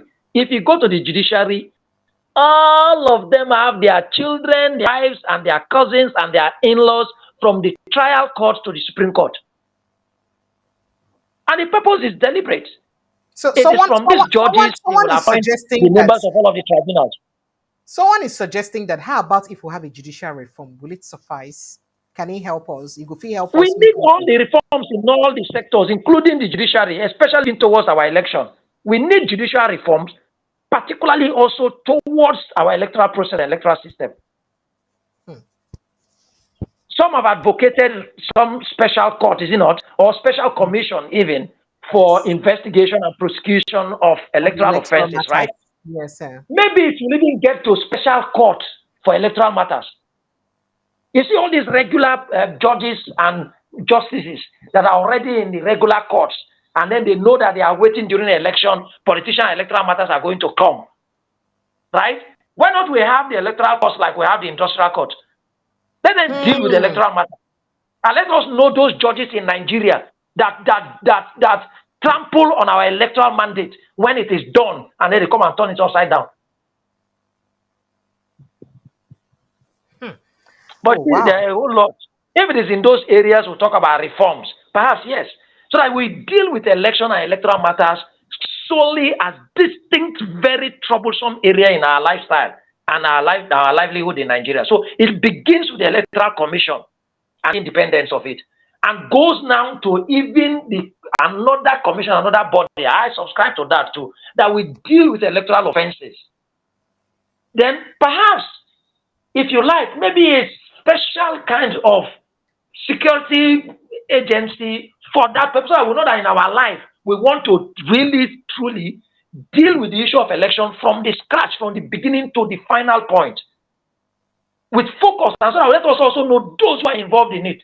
If there's a security agency and the special for election, we know that we have a special security agency for elections. So that if there is a commander general for it, we know there is a commander general with respect to election. But now once we do election, it's the same civil, the same police, the same people, maybe some corrupt elements in those establishments that are even to provide the elections. All right. So somebody is also asking that what about external third party to monitor the elections? Would that even help in any way? Do you think that would help, sir? What external third party? Let us understand, because if it's the electoral monitoring groups, you civil society organizations and other they do. But so what does it mean external third party? Like foreigner? Foreign groups come or a different foreign country. How? What does the person intend? Because elections are being observed and monitored in Nigeria by civil society organizations and non-governmental organizations, including foreign organizations. And they bring their reports. And fair enough, these reports, some are objective. I know that the Committee for the Defense of Human Rights not been we observe elections and reports come out. Some foreign missions, the European Union, African Union, we observe elections and the reports come. What do we do with those reports? They are not enforceable. Those reports by those observer missions are not enforceable. At best, they are their perceptions. And then these politicians are determined about whatever they want to do. So they don't care even about whatever. Even the commission itself, the electoral commission, doesn't even make use of these recommendations and reports of the observer groups. Then what is the essence anyway? Barrister Kine, I beg, let me just quickly open phone lines and let Nigerians know that they can ask their questions directly. Phone lines are open, please. You can call the WhatsApp number or you join the studio from the link waiting for the inside the pinned comment. Make you join the studio, or you call 0817 029 4077 for WhatsApp alone. And so you can use access us. Now, Barrister Kine, someone is asking, and he said that what is actually the role of the NBA in our society if they cannot perhaps stand up against judicial rascality? Waiting MBA they really do if they no fit speak up about these things. Okay, the NBA could speak, but it's not the NBA that disciplines judges. So for the NBA to be lawyers. So it's a combination of the NBA and the NJC. So the NJC for discipline of judges and judicial officers. But who they constitute the NJC? That must be the problem. Who they constitute the NJC? Do you not think that that's what we need an electoral reform, sir? Sorry, you. Do you know? For me, a judicial reform. Yes, it's not about the constituting authority for any agency. Everywhere across the world is similar in terms of constituting bodies. But you wait and don't constitute you don't get conscience. It's just like I say now. Even if you say you're a political godfather and you help me through my election and I have won, I thank you. I appreciate you. I continue to acknowledge you. In fact, in the ways that are reasonable and responsible, I would always acknowledge you. Do I not have conscience again for you to now come and tell me how to rather, if it is not my own nature and it's not my program, it's not my agenda, not to develop my people, then you will come and tell me because you supported me, you bought forms for me. So the same way, see, fair enough, like I said, comparative constitutional analysis or study. The constitutions of countries are similar. Even we there here, we watch here when even the U.S. the judges have been appointed now or elsewhere. So before you know now, people will say, there were our judges. Why would the president that you appoint there is a check even in that process. The president alone does not begin and end in determining who becomes a judge. So you recommend. In fact, you even first have a commission, either the National Judicial Commission or a State Judicial Commission, that look around and expectedly will objectively recommend certain persons to be appointed judges and send it to the governor to do his appointment. So the governor does that duty in the constitution by appointing. This appointment, people would understand, is almost like a recommendation as well. So when the governor appoints, it goes to the National Judicial Council. Those judges go through, expectedly should have been a rigorous screening in all regard, your character, your integrity, your records, then your qualifications, your performance while a lawyer. There are a lot of requirements that will qualify you. So the NJC does that. And then it is when you go through, they get back to the governor that the person you recommended or the person you appointed based on the recommendation by the State Judicial Commission or the National Judicial Commission is fit to be appointed a judge. Then the governor now swears that person in. All right, let me quickly take this call. I say why it's not the president that appointed them, it's not the governor that appointed them. So they appointed you to go, and you are there. When they appoint you, you become an independent entity if you really have conscience. So bottom line, what's make our judiciary or all our institutions did the way they did now because of innate corruption or perhaps lack of moral? Yes. Independent. Corruption is a big problem in our country to the extent that it's in every sector, and then it's such that where corruption pervades, where corruption is rife, you find out that even where you have the best of legislations, if the corrupt elements that are meant to implement even those laws, those legislations, right, don't even find ways to circumvent, because there may be a smart way to want to maneuver or manipulate, circumvent, go the roundabout way of that provision, right, to do their corrupt practices. Sometimes, if it's so impossible for them to do so, they act in apparent disobedience and if you like, violation of that law, that is where we call impunity. That is to say, you know that this thing is wrong, and you know that even the way you're doing it is not like you're doing it roundabout way, because you cannot, this one, you cannot go a roundabout way. So you just do them, then nothing will happen. And that's also in Nigeria. So it's a mix of corruption and impunity. Most all of right, what the sir. governors, nothing will happen. Nobody will give me anything. Well, I make I quickly take this call. I don't get this person on the line since they wait. I beg, sir. Hello, good evening, and welcome. Yeah, good evening, Precious. Welcome. Please My remind me name your is name Chicks. again. Okay, where are you calling from? My name is Chicks from United Kingdom. Go ahead, please, very Yeah, quickly. Thank you. there's two basic questions I want to. One is not a question. One is a question. Okay. I want to ask the lawyer, what is the role of MBA in our society? Because we all keep on going. The judiciary is corrupt. This, that, you know. And the MBA, I think, just like market women, they have their organizations. And that organizations, when something is not going right in that market, those market women, they use those organizations to fight back.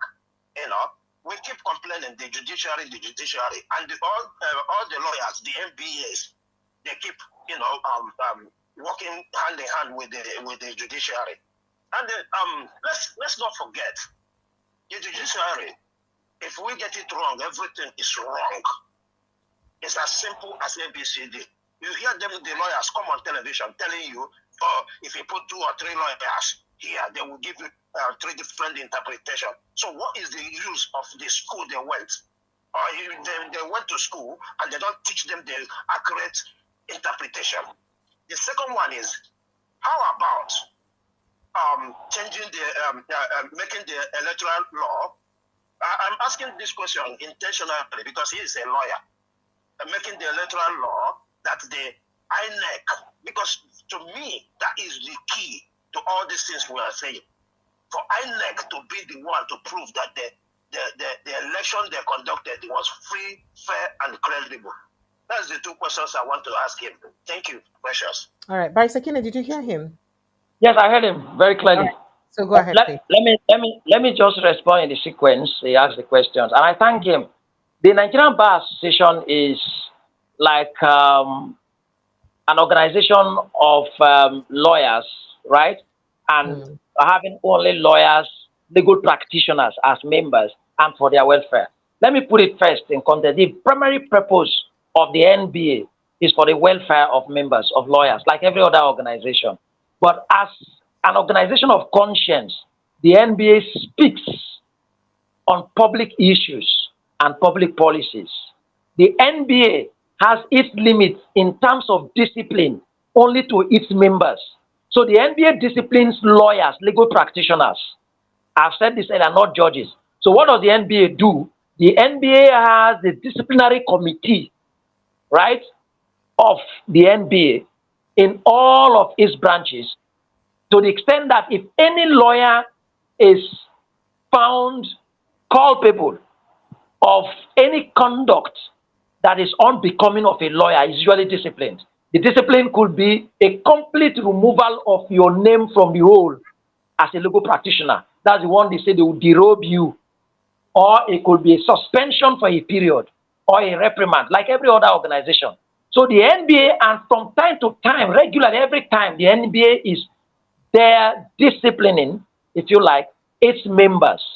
But you could see that the members of the NBA who are legal practitioners are not the only persons in the Nigerian society, even in all of these corrupt practices and the electoral act or electoral process that we're talking about. Now, the NBA again also acts as a pressure group, expectedly to do so firmly as a pressure group. In what regard? To demand and ask for electoral reforms, like every other organization. It's not exclusive to the NBA. A lawyer is not about law. It's only someone who has studied the law to be able to know how to apply it. Otherwise, the law is for everyone in society. So even other professional organizations can act as pressure groups demanding for good laws, not just only in the areas that relate to their profession. Take the NMA, for instance. There are legislations that relate to medical practices, regulation of medical practice in Nigeria. So the NMA is the primary pressure group organization to insist in reviews of those laws. But the NMA can also act as a pressure group, even in these areas we are talking about, because elections cut across all professions. Therefore, judges, which is more like the aspect of judiciary that we talk about, the judges are disciplined by the National Judicial Council. And again, the National Judicial Council also has a committee and a disciplinary procedure to discipline any erring judge. A lot of them have been disciplined. Some have also, again, been removed and sacked as judges. Some have been retired compulsorily. Some may have been suspended and different forms of punishment. But the problem here, this is just to lay as if, oh, it's rhetorics is the principle. That's what it applies. But are we serious? That is where I think the person that called is concerned about. Are we serious really and determined with this discipline? Does the NBA indeed really stand upright in discipline, ensuring the discipline of its members? Because there are a lot of corrupt practice even amongst lawyers. All of these matters are filed by lawyers. Like I talked about the issue of interpretation. I tell you, there is only one interpretation that will be right, even out of the three of the lawyers that will be on the platform discussing a legal matter on TV, for instance.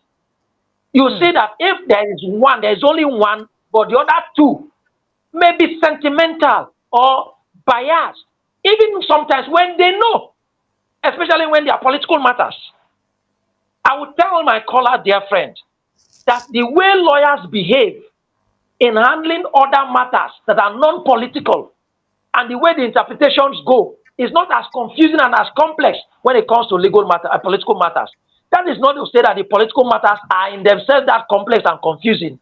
But because of the interest, so that means the lawyers then, because of personal interest, they try they to are make a part look of like the something problem very now. I complex. can't mince it. And that is why I can't mince it. lawyers can misinterpret and Precious, you have had it on this your program. Put three of us as lawyers. Put three of us as lawyers on this your program, and if it's a political matter, and you see how heated the argument will be, and you even see how diverse the interpretation. That's when you will hear all of the rules of interpretation, the canons of interpretation of legislations. But tell me, if it is a legal matter, with relation to land dispute that are between individuals, it may not seem that contentious. Matrimonial causes, contract. You see that lawyers will always say, oh, there is already a standing precedent. But when it comes to political matters, even the precedent that is standing. That means you lawyers are also part of you. In fact, you're a very integral part of I the have problem. said so. There's no pretense. I'm a lawyer. I have said so. Where we did like this now. I have said so. Lawyers are not immune. All the matters that I'm talking about that are in court. It's not lawyers and senior advocates that are filing against even those who are asking that the constitution be upheld. You are filing a suit that the constitution should be upheld, that if this happens, this should happen. And the person who filed the suit is even telling you that there are Supreme Court decisions that have clearly interpreted the provisions of that constitution that this. You will now say lawyers will file in defense. And those lawyers are paid heavily by politicians. And most times, unfortunately, they are the very senior lawyers, senior advocates. And sometimes even in court, you see how junior lawyers will even be giggling. Oh, why is SAN doing like this? And then there is also no way we can also stop our politicians from having so much access to money and so much power. We will make them they use and influence decisions like this. Exactly. So many people have prescribed that even the legislators, for instance, should have been part-time. They do your work, go do your engineering, do your medical practice, do your law, do your other things. If you're a member of the National Assembly, if people agree to be meeting 2 times in a week, you know that, or maybe in a fortnight, you know that that day you are going to do your legislation. Can you even do it online to some extent, apart from the times you'll be voting? Maybe there are issues that have been tabled and you're canvassing. But now we've turned it as a job for retired old men. You serve as a governor for 8 years, you now retire and go and do a full-time legislating. And then you earn so much money. Maybe some of this, it may not be the same thing elsewhere. Some may argue that by elsewhere legislators are full-time as well. But look at the peculiarities of your own society. Because of how we have made politics so lucrative in Nigeria, we are having this challenge, impunity, lawlessness, and all that. Can we make it less lucrative financially and see whether even better people, more committed people, people who can sacrifice and who are even determined to come into it, you will see that some of them will run away. I beg we'll get somebody else inside the line. Mike FIFA, that's you, right? Mike FIFA, welcome. Mike FIFA, you hear me? Precious. Welcome. Oh yeah, sharply ask your question. Thank you. Quick, so that we release Barrister, good evening. Oh, if you can hear Good me. evening. Yes. Yeah, I can hear you. Yeah, I have just two questions to ask. Because if you look at what is happening in our society now, sometimes you know it's not even a matter of going to court. One goes to court and wins a case, but he gets frustrated the more. I don't know if it is the judiciary that is their responsibility to enforce judgment. I don't understand, because sometimes, okay, take for instance what happened between Senator Babio and the Senator Natasha. After the judgment, Natasha went to the National Assembly, but they blocked her from entering the National Assembly. So you expect her now to go back to the court, and again during interpretation of that judgment. Yes, or clarity. after election, after 2023 election, when Peter Obi and the co went to court, the court mandated the INEC to release electoral materials to them. INEC refused. I'm frustrated that it was towards the beginning of that, or the proceedings, that they released the result. So in that case, what is MBA doing in that regards? Does it mean that if you go to court, if you win a case, you are now your own? Nobody comes to implement the judgment. Nobody comes to enforce that judgment. So please, I want you to clarify me on that. All right. Please. Thank you, Mike FIFA. Barry Sekine, before you respond, let me just take as many calls as possible so that you can respond to all of them, and we'll let you go. Make I not keep you too much. Black Gold, good evening. Are you there? Black Gold. Yes, Precious. Hi. Hello, welcome. Yeah, it's been a while. Yeah, it's been a while. It's my sister from Rivers. Yes. You're welcome. When you're sharp, ask your question. Welcome. I'm not asking question, because there's nothing to ask. Nigeria is just a case study. Every day we keep saying one thing, repeating everything. What I really want the media to do is to call out a person, even when it takes you 100 years to see that person is being sentenced. Keep doing it. Just do it as U.S. do it. Look at Donald Trump, the Epstein's case and all the rest of it. No matter how they all over the cover media, is on they another arrest. they will keep so you know the difference. You know they don't care. They don't care. They have institutions that are, I don't know, that are grounded, and everybody, every arm of government know their right. You cannot influence any arm. You understand me? Even when you try to influence maybe a particular judge, you can't influence all the judges. You understand me? So I don't know. I just want a Jerry Rawlings of Nigeria. A Jerry Rawlings of Nigeria. That's what I want. The constant way you get. Thank you so much. Yeah, that's my concern. Yes. Thank you so much, my dear. Thank you. All right. Z, are you there? Hello, Z. Yes. Hello. I'm here. Hi, Sorry, Z. I'm You're driving. welcome. It's Thank okay. you. I hope I'm it's safe for driving, you to but talk. I hope you're on hands free. Yes, I am. So yeah, actually I was gonna talk yesterday. I live in the US. I was gonna talk yesterday when your other guest came. So let me just go ahead and say what I wanted to say yesterday, because it's so unfortunate for us Nigerians. We talk about Peter Obi here, Peter Obi there. Peter Obi won't lose anything if he's not the president of Nigeria. So it's me and you. I came all the way to vote last year, and hopefully last time, hopefully I'll come again to vote. I voted for my mandate here in America because I believed in who I was voting for. I wasn't voting for, I'm not going to tell people to go fight, go die, go do this one, because if he's not the president of Nigeria, I'm talking of Peter Obi, nothing to lose. So the Nigerian people should come out and fight for what they want and not put everything on one person. Like, you people make it look like it's Peter Obi's problem. It's not his problem. He's fine. Even if he's not the president of Nigeria today, tomorrow, he's not going to be hungry.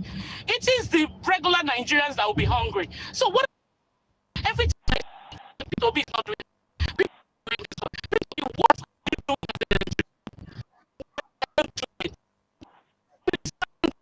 I don't know human beings really have two heads. I'm like, I kept on shaking my head.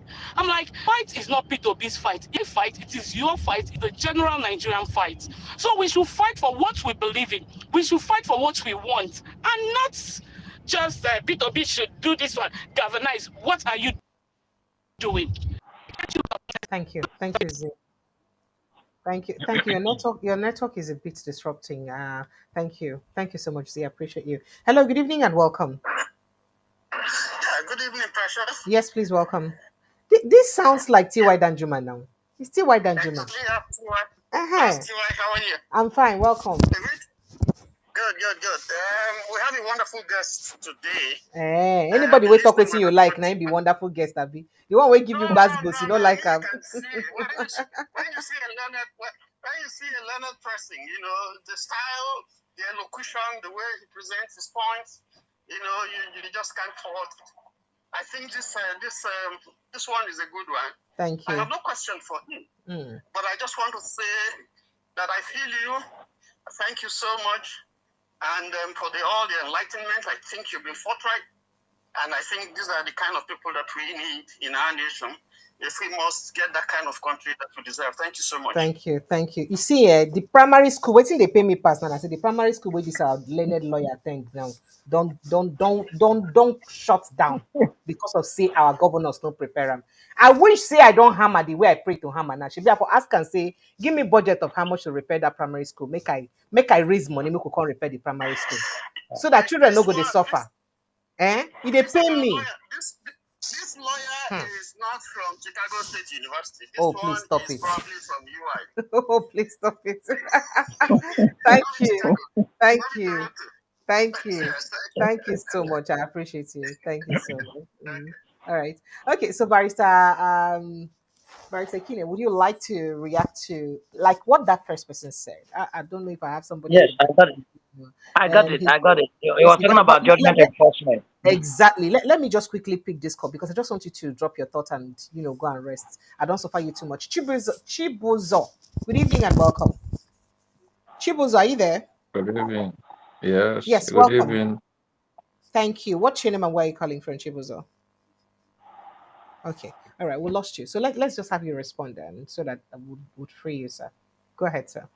Okay, yes, Precious. Very quickly, the Nigerian Bar Association does not enforce judgments. It's not their responsibility. Like I said earlier, the Nigerian Bar Association is an association of lawyers. And then again, legal practitioners are private practitioners. Every lawyer is like a self-employed person, a private, doing his private job, right? The ones that are even public are into state practice, that is state council, even if they are still members of the NBA, but they are working for the state in the Ministry of Justice. So we need to understand the NBA, like I've explained, and the responsibility of the NBA. The NBA does not get involved. The NBA does not get involved in cases. So cases are private individuals' rights. So the individual claimant who went to court is his business, it is matter, okay? And since it is his matter, even when he gets judgment as judgment creditor, is to his benefit. It doesn't go to the NBA. So if it's also the judgment debtor, that is to say the one that the judgment is against, it is his detriment.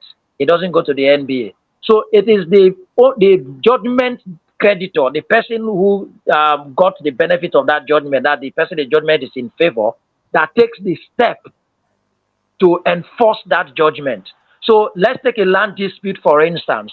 You went to court to say the land belongs to you and Mr. A was trespassing. And the court agrees that it belongs to you and then stops Mr. A from continuing to trespass. It is the NBA has no role to play there. So it is the individual who went to court, the claimant, that will enforce to ensure that that defendant does not come again. Now, where the defendant is coming again, it is that individual who got the judgment. But that is where now the judiciary comes in. That we take this judgment, take out a procedure that is in the judgment enforcement rules that will enable him to charge this other judgment debtor, the person that the judgment was against, to court for contempt. That is, he's simply going to tell the court that, see, oh, this person you said should not trespass on my land, he has disobeyed your order. I am coming. I'm laying a very serious foundation that will interest our caller. That this person has disobeyed your order. The order is not the order of the NBA. It's the order of the court. It's the order of the judge. So it is the order of the, if you like, the judiciary. Now, so the person, the claimant now comes to say, Mr. Judge, you ordered that this person should not come into this land again, that the land belongs to me. So he shouldn't trespass anymore. You even actually awarded damages in my favor against him. But this person has apparently disobeyed your order and has trespassed again. So the judge will now call him, this defendant, hey, come and tell me why you should not go to prison for disobeying my order. That is a judge who understands the power of the order of the court. A judge who makes a pronouncement. If I were a judge and I make a pronouncement, I take the time and the pain with the rigor of the long hand in the Nigerian legal system. The rigor of sitting from morning till evening as a judge without technology, that I have to strain my ears to hear everything that everybody said. And I take my hand and write every single word that everybody said. From one day of the beginning of this suit until the last day, and I took time and read and researched and delivered a judgment, and you say you will disobey my judgment. Haba. The court, the laws, the rules empower that judge to commit that disobedient judgment debtor to prison for disobeying the order of court. And you know what, Precious? It is when we act in this way and give effect to the orders made by the judges themselves, that's the judgment of court, that people will learn lessons. So in terms of enforcement of judgment, that the caller said, what's the NBA doing? Like I said, the NBA has no role to enforce judgment. The NBA is not a party to a suit. But the judge who made the order can give strong effect to his order when the creditor, the judgment creditor, the beneficiary of that judgment comes complaining to him again, crying. You know why? Because this judgment creditor cannot again to take the laws in his hand to go and enforce that judgment. That is to say, the trespasser comes in and you want to go and beat him and chase him away. You may be committing another offense one way. So that means like Natasha, the case of Natasha, exactly. Like the case of Natasha.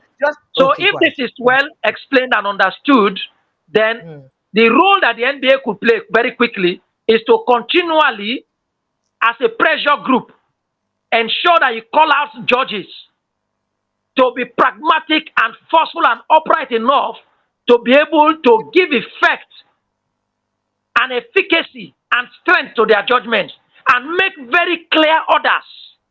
I'm driving towards Natasha's case.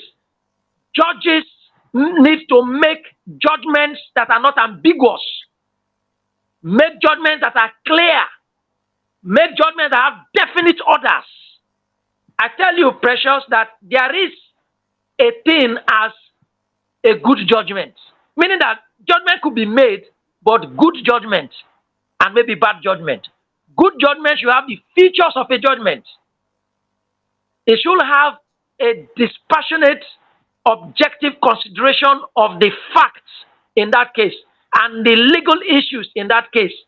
Examine all of the submissions of parties and their counsel, and then deducing from those interpretations, those findings, and I mean those consideration of those facts and law, and come up with a finding backed by law and make definite pronouncement and orders.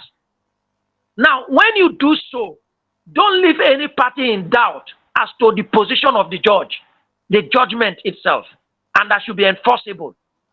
Then when that has happened, then you will be sure that the judgment creditor will be clear as to what benefit he has got. Then when he comes back to the court to say, see, these orders you made were flouted, then the judge should be able to discipline that person. In Natasha's case, I know that interpretations have gone on as to the nature of the ending of that judgment. With respect to the judge,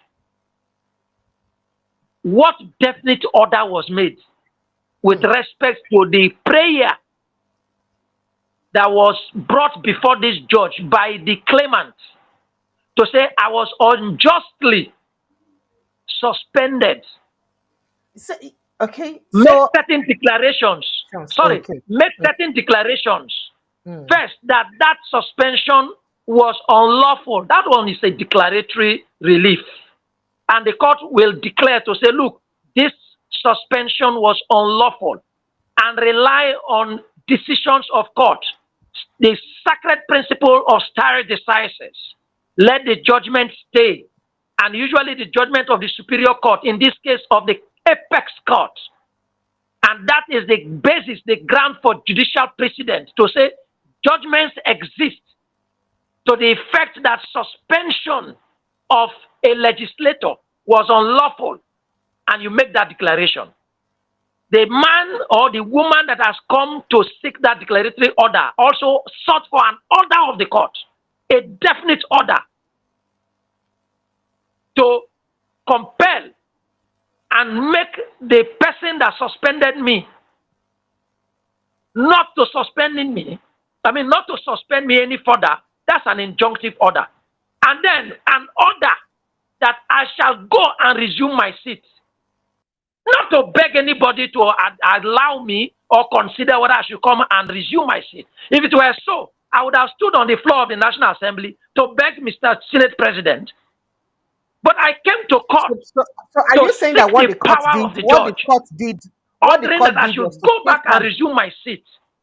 And that judge is not making that pronouncement, making that order by his name.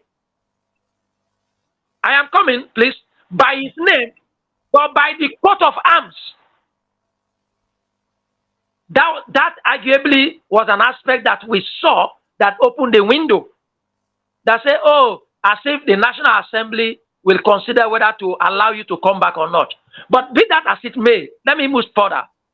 Now, you made an order, and then Natasha, relying on that order, of course, will go to take the benefit of that judgment.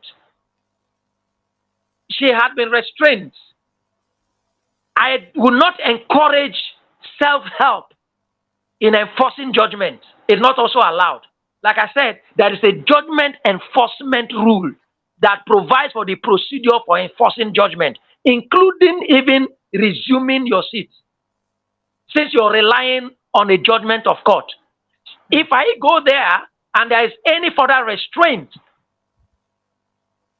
preventing me from assuming or resuming my seat, then I go back to the court and say, this individual is contempting, is disobeying, and that action is contemptuous, is punishable. So, but in the and that was why you see the National Assembly. Yes. And that's why you see the National Assembly rushing to appeal, whether it is the National Assembly or the Senate President. If right now, there are cross appeals. So it means that the Senate President in his person appealed, the National Assembly by the clerk appealed. So those cross appeals. It was because of that, to prevent the issue of contempt, that they had filed an appeal. Yes, a dissatisfied party to a suit who disagrees with the judgment of the court has the legitimate step to take, which is an appeal. An appeal is not a disobedience. That's a distinction. An appeal against a judgment of court is not a disobedience of the judgment of that court. It's an expression of disagreement with the judgment. Then you appeal against that judgment, awaiting the decision of the appellate court.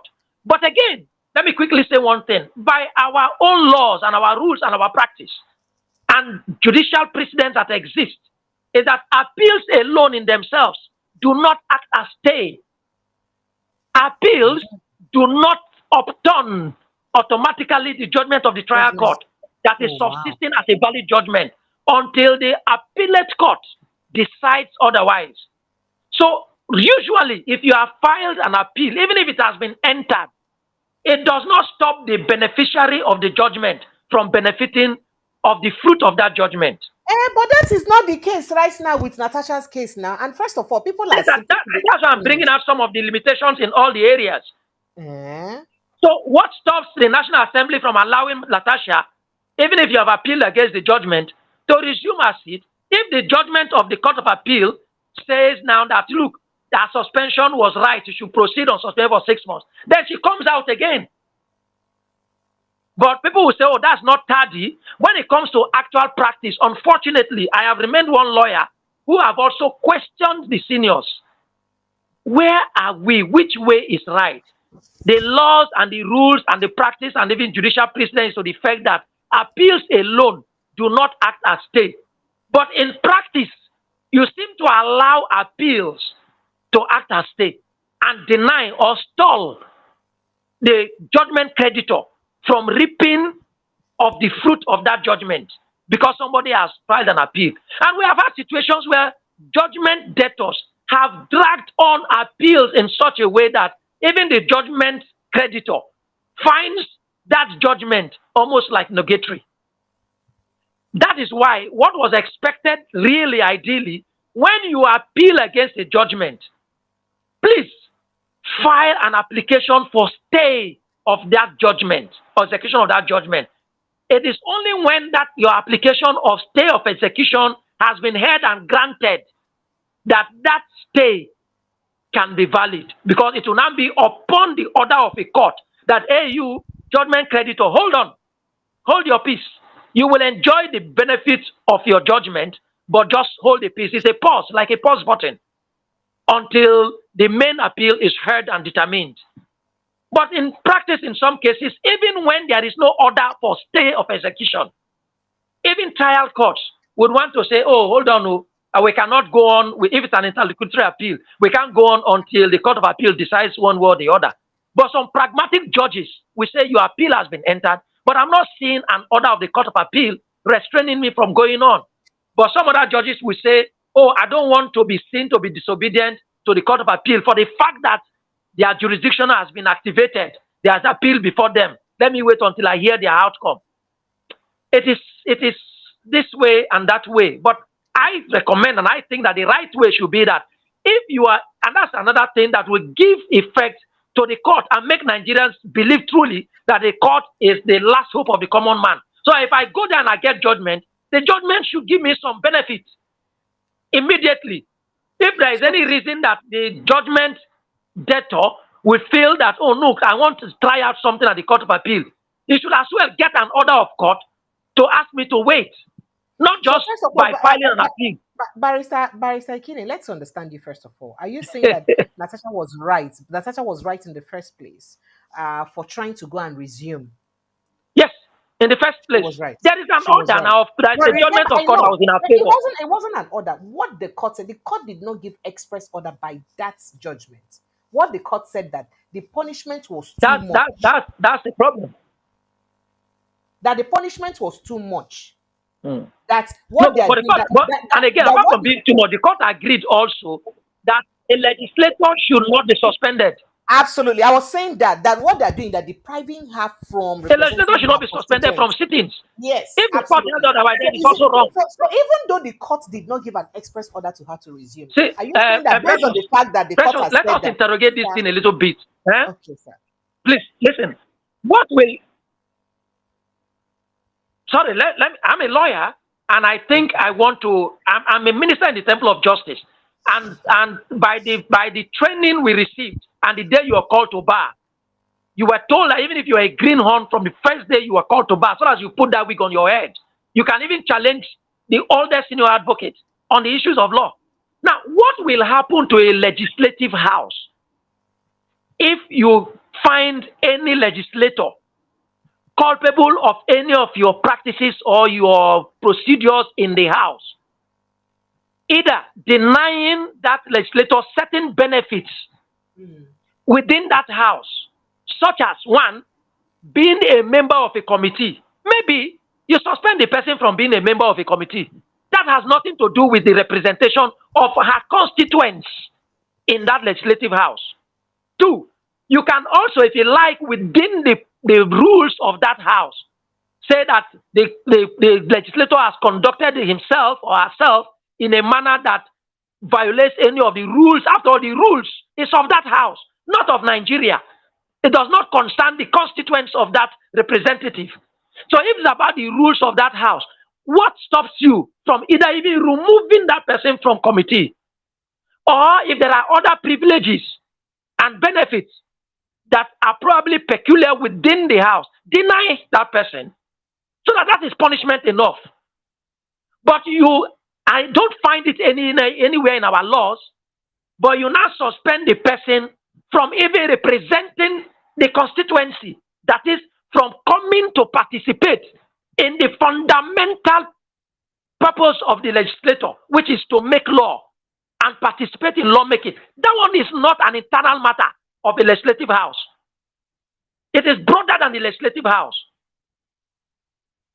So if a certain Natasha or any legislator at all maybe insults the speaker, then you suspend that person entirely from everything, including representation of a constituent. Who gave you that power? Where did you derive it from? It couldn't have been from the rules if the surrender rule is in violation with the provisions of the Constitution. So if Natasha, for me, was suspended and she went to challenge the suspension, a pragmatic court with judicial activism will clearly declare that suspension unlawful and order her resumption of her normal legislative functions of lawmaking and representing her people. The judge cannot decide the issues as to the benefits and allowances in the House. Then the judge could not have to determine whether the Senate president would have denied Natasha maybe a membership of any committee or a chairmanship of a committee, or maybe certain stipends or something that go to those. Those are internal matters that could be regulated within the House. But this is where we find ourselves. I stand to be faulted anyway.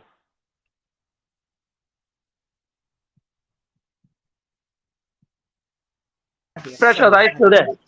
I am there. Sorry, I didn't know you couldn't hear me. So these judgments they come like this, and they always give problem. This Natasha case not be the only case. In fact, somebody just remind me now of the Labour Party case between the Abure-led team and the Usman team. When Supreme Court give judgment, talk say you hear this, the justice they talk them out, talk say Abure's tenure had ended. That was mentioned in that judgment. And then before now saying that parties are supposed to be responsible for handling their internal wrangling, and even reprimanded the appeal court for even trying to reinstate Abure and all that. Even after that, Abure sit us in and be the right person. So who won't agree with now? And why is the court not swift in perhaps giving clarity to their judgment when they see it's in the cause confusion like this? They could just be quiet. They could just keep quiet. Make the different parties fight. Why did they do that? Unfortunately, in the legal profession, there are certain long-standing rules that's very conservative that appear to still have effect. Once a judge delivers judgment, the Latin reference is that he has become functus officio. He has ended everything he's got to do with respect to that matter. So upon an application. I'm coming. I'm worried. I'm sorry. I'm worried, sir. Are you saying that whether or not that judgment has clarity, whether or not me will give the judgment against me on my people? Yes, I'm coming. That's not that is. Okay, go ahead. Whether or not, it's got nothing to do again. That's why I laid the foundation, Precious. I said there are certain long-standing principles, very conservative in the profession, and that's what it is. But I've said now that when you become that functus officio, the judge himself alone cannot do anything, whether the judgment was entered by mistake, whether it was not clear and ambiguous. But I wanted to give a window. Now, it comes only by way of application by a party. And what are these applications? If it is in respect to ambiguity, you can bring an application seeking for clarity. The judge can come back to give clarity to that ambiguous judgment. That's one. So I didn't say there is no window at all. Then again, if it is about even reverting the judgment, that is when a judge may have given a judgment by mistake, par incurium, right? Maybe of law or of fact. It comes by way of application to say, hey, Mr. Judge, look at this. You delivered this judgment by mistake. These are not the true facts. The judge can look at it. They will revisit and come back. Sometimes the judgment will turn. Sometimes in case of ambiguity, clarification will be given. It comes. There are a lot of applications in that regard to give clarity to certain judgments of court. But ordinarily, even if the judge went back home and realized that he delivered that judgment by mistake, I am not sure that he is allowed by himself to come back and reconvene parties. Okay. So so as it is right now for both Natasha and the Labour Party, what are they expected to do? Because there is no clarity in their judgments. No, there are appeals, and that's why I didn't want to go into that aspect. You know, it's sub judice. There are appeals and cross appeals. So let the Court of Appeal determine the propriety of the judgment of the trial court, or otherwise. You know that the appellate court would be reviewing the judgment of the trial court. So until that decision of the Court of Appeal comes out, at least to the extent that our profession is very conservative and sacred, I cannot go into the merits. Was a Supreme Court judgment. The Labour Party case was a Supreme Court judgment. Remember? Okay, you're talking about, no, I'm not talking about the Labour Party. I'm not quite seized of the facts of Abure's matter. I thought you were talking about Natasha's appeal and the cross of appeal and the cross appeals. Both of them. Okay, so Nigerians want to know quickly before we let you go. So, what is the way out for them to ensure that they have a free and fair election in all of this trust and mistrust with the judicial system, electoral system? Legislators may not. There are lots. For me, the people being determined to wanting a change. I think one of your callers, the one that called from the U.S. and then the other one that said she wasn't going to ask a question, but they made the point. Nigerians need to really be decisive as to what exactly we want. It begins with that. It begins with that. Then secondly, I think that truly there are some aspects of the Electoral Act, but like I said, even as it is, we leave the Electoral Act, we can still have a free, fair, and credible election. But I'm just saying to give effect, perhaps, to certain provisions of the Electoral Act with respect to punishment. For me, my first area of recommendation for review of the Electoral Act is electoral offenses.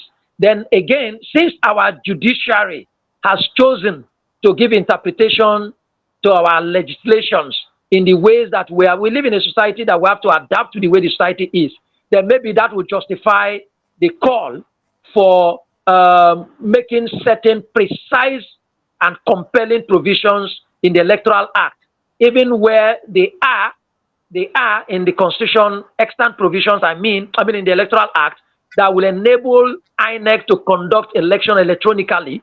But if we want to specifically, since we want to be spoon-fed, to take that route, fine and good. Then the stakeholders all through the electoral process. The security agencies, I may probably recommend that we have special security agency for elections so that we don't have these burdened police, civil defense, who themselves have their problems with respect to integrity to get into our electoral system anymore. Then the judiciary is even the biggest of them all. We have observed that we have very serious problem with our judiciary. Since most of our elections now are going to end up in the judiciary, it is the courts that will now determine more than 90% of the outcomes of our elections. That we need to probably even look in that direction, perhaps to have a special court for electoral matters. So that let us know those judges in Nigeria that will be determining. It's really heartbreaking But do they that really care? Nigerians will turn out Do for you really elections, think they care? Because and we've then we been will seeing some just of see them now. flimsy interpretation, and elections will be turned otherwise. These are my views. Thank you. Thank you so much, Barista Kina. So sorry for keeping you this late. Sincere apologies. It's with you, you know that you're like a mountain of knowledge. You need the as you they talk, the thing need they finish. Really, They talk, you need they finish. We dey enjoy you. I We never appreciate. can really exhaust you I and getting your appreciate. insight. And let me, sorry, please. Let me take 1 minute to just, or a second. And I appreciate the caller that I didn't know. They say if you're dancing, you wouldn't know how well you are. But I appreciate him for those commendations. And let me not take it for granted. I really do All right. appreciate him. Okay. Thank you. Thank you so much, sir. We appreciate you. Thank you so very much. Looking forward to having you one of this time again. Please enjoy the rest of your evening and do have a great week ahead too. Thank you so much, sir. Thank you, Thank sir. you. God bless you. All right, Nigerians. I don't know. I can choose. Do you want to say something? Do you want to say something? I don't know if you want to say something. I'd like to say a big thank you to all of you. I mean, time is already fast spent. Let me just go get running to other issues. I'd like to say a big thank you to everyone who's been part of the show. I appreciate and plenty. Thank you so much for being part of the show. Thank you for your contribution.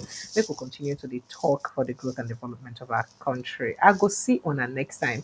Unfortunately, I've been able to exhaust all the conversations one raised, but then it is Nigeria and it is what it says. I'll see you again tomorrow, God willing. You know, I love you guys, right? I love you guys. I love you guys. Protect your mental health. It's very important because we need to fight another disease.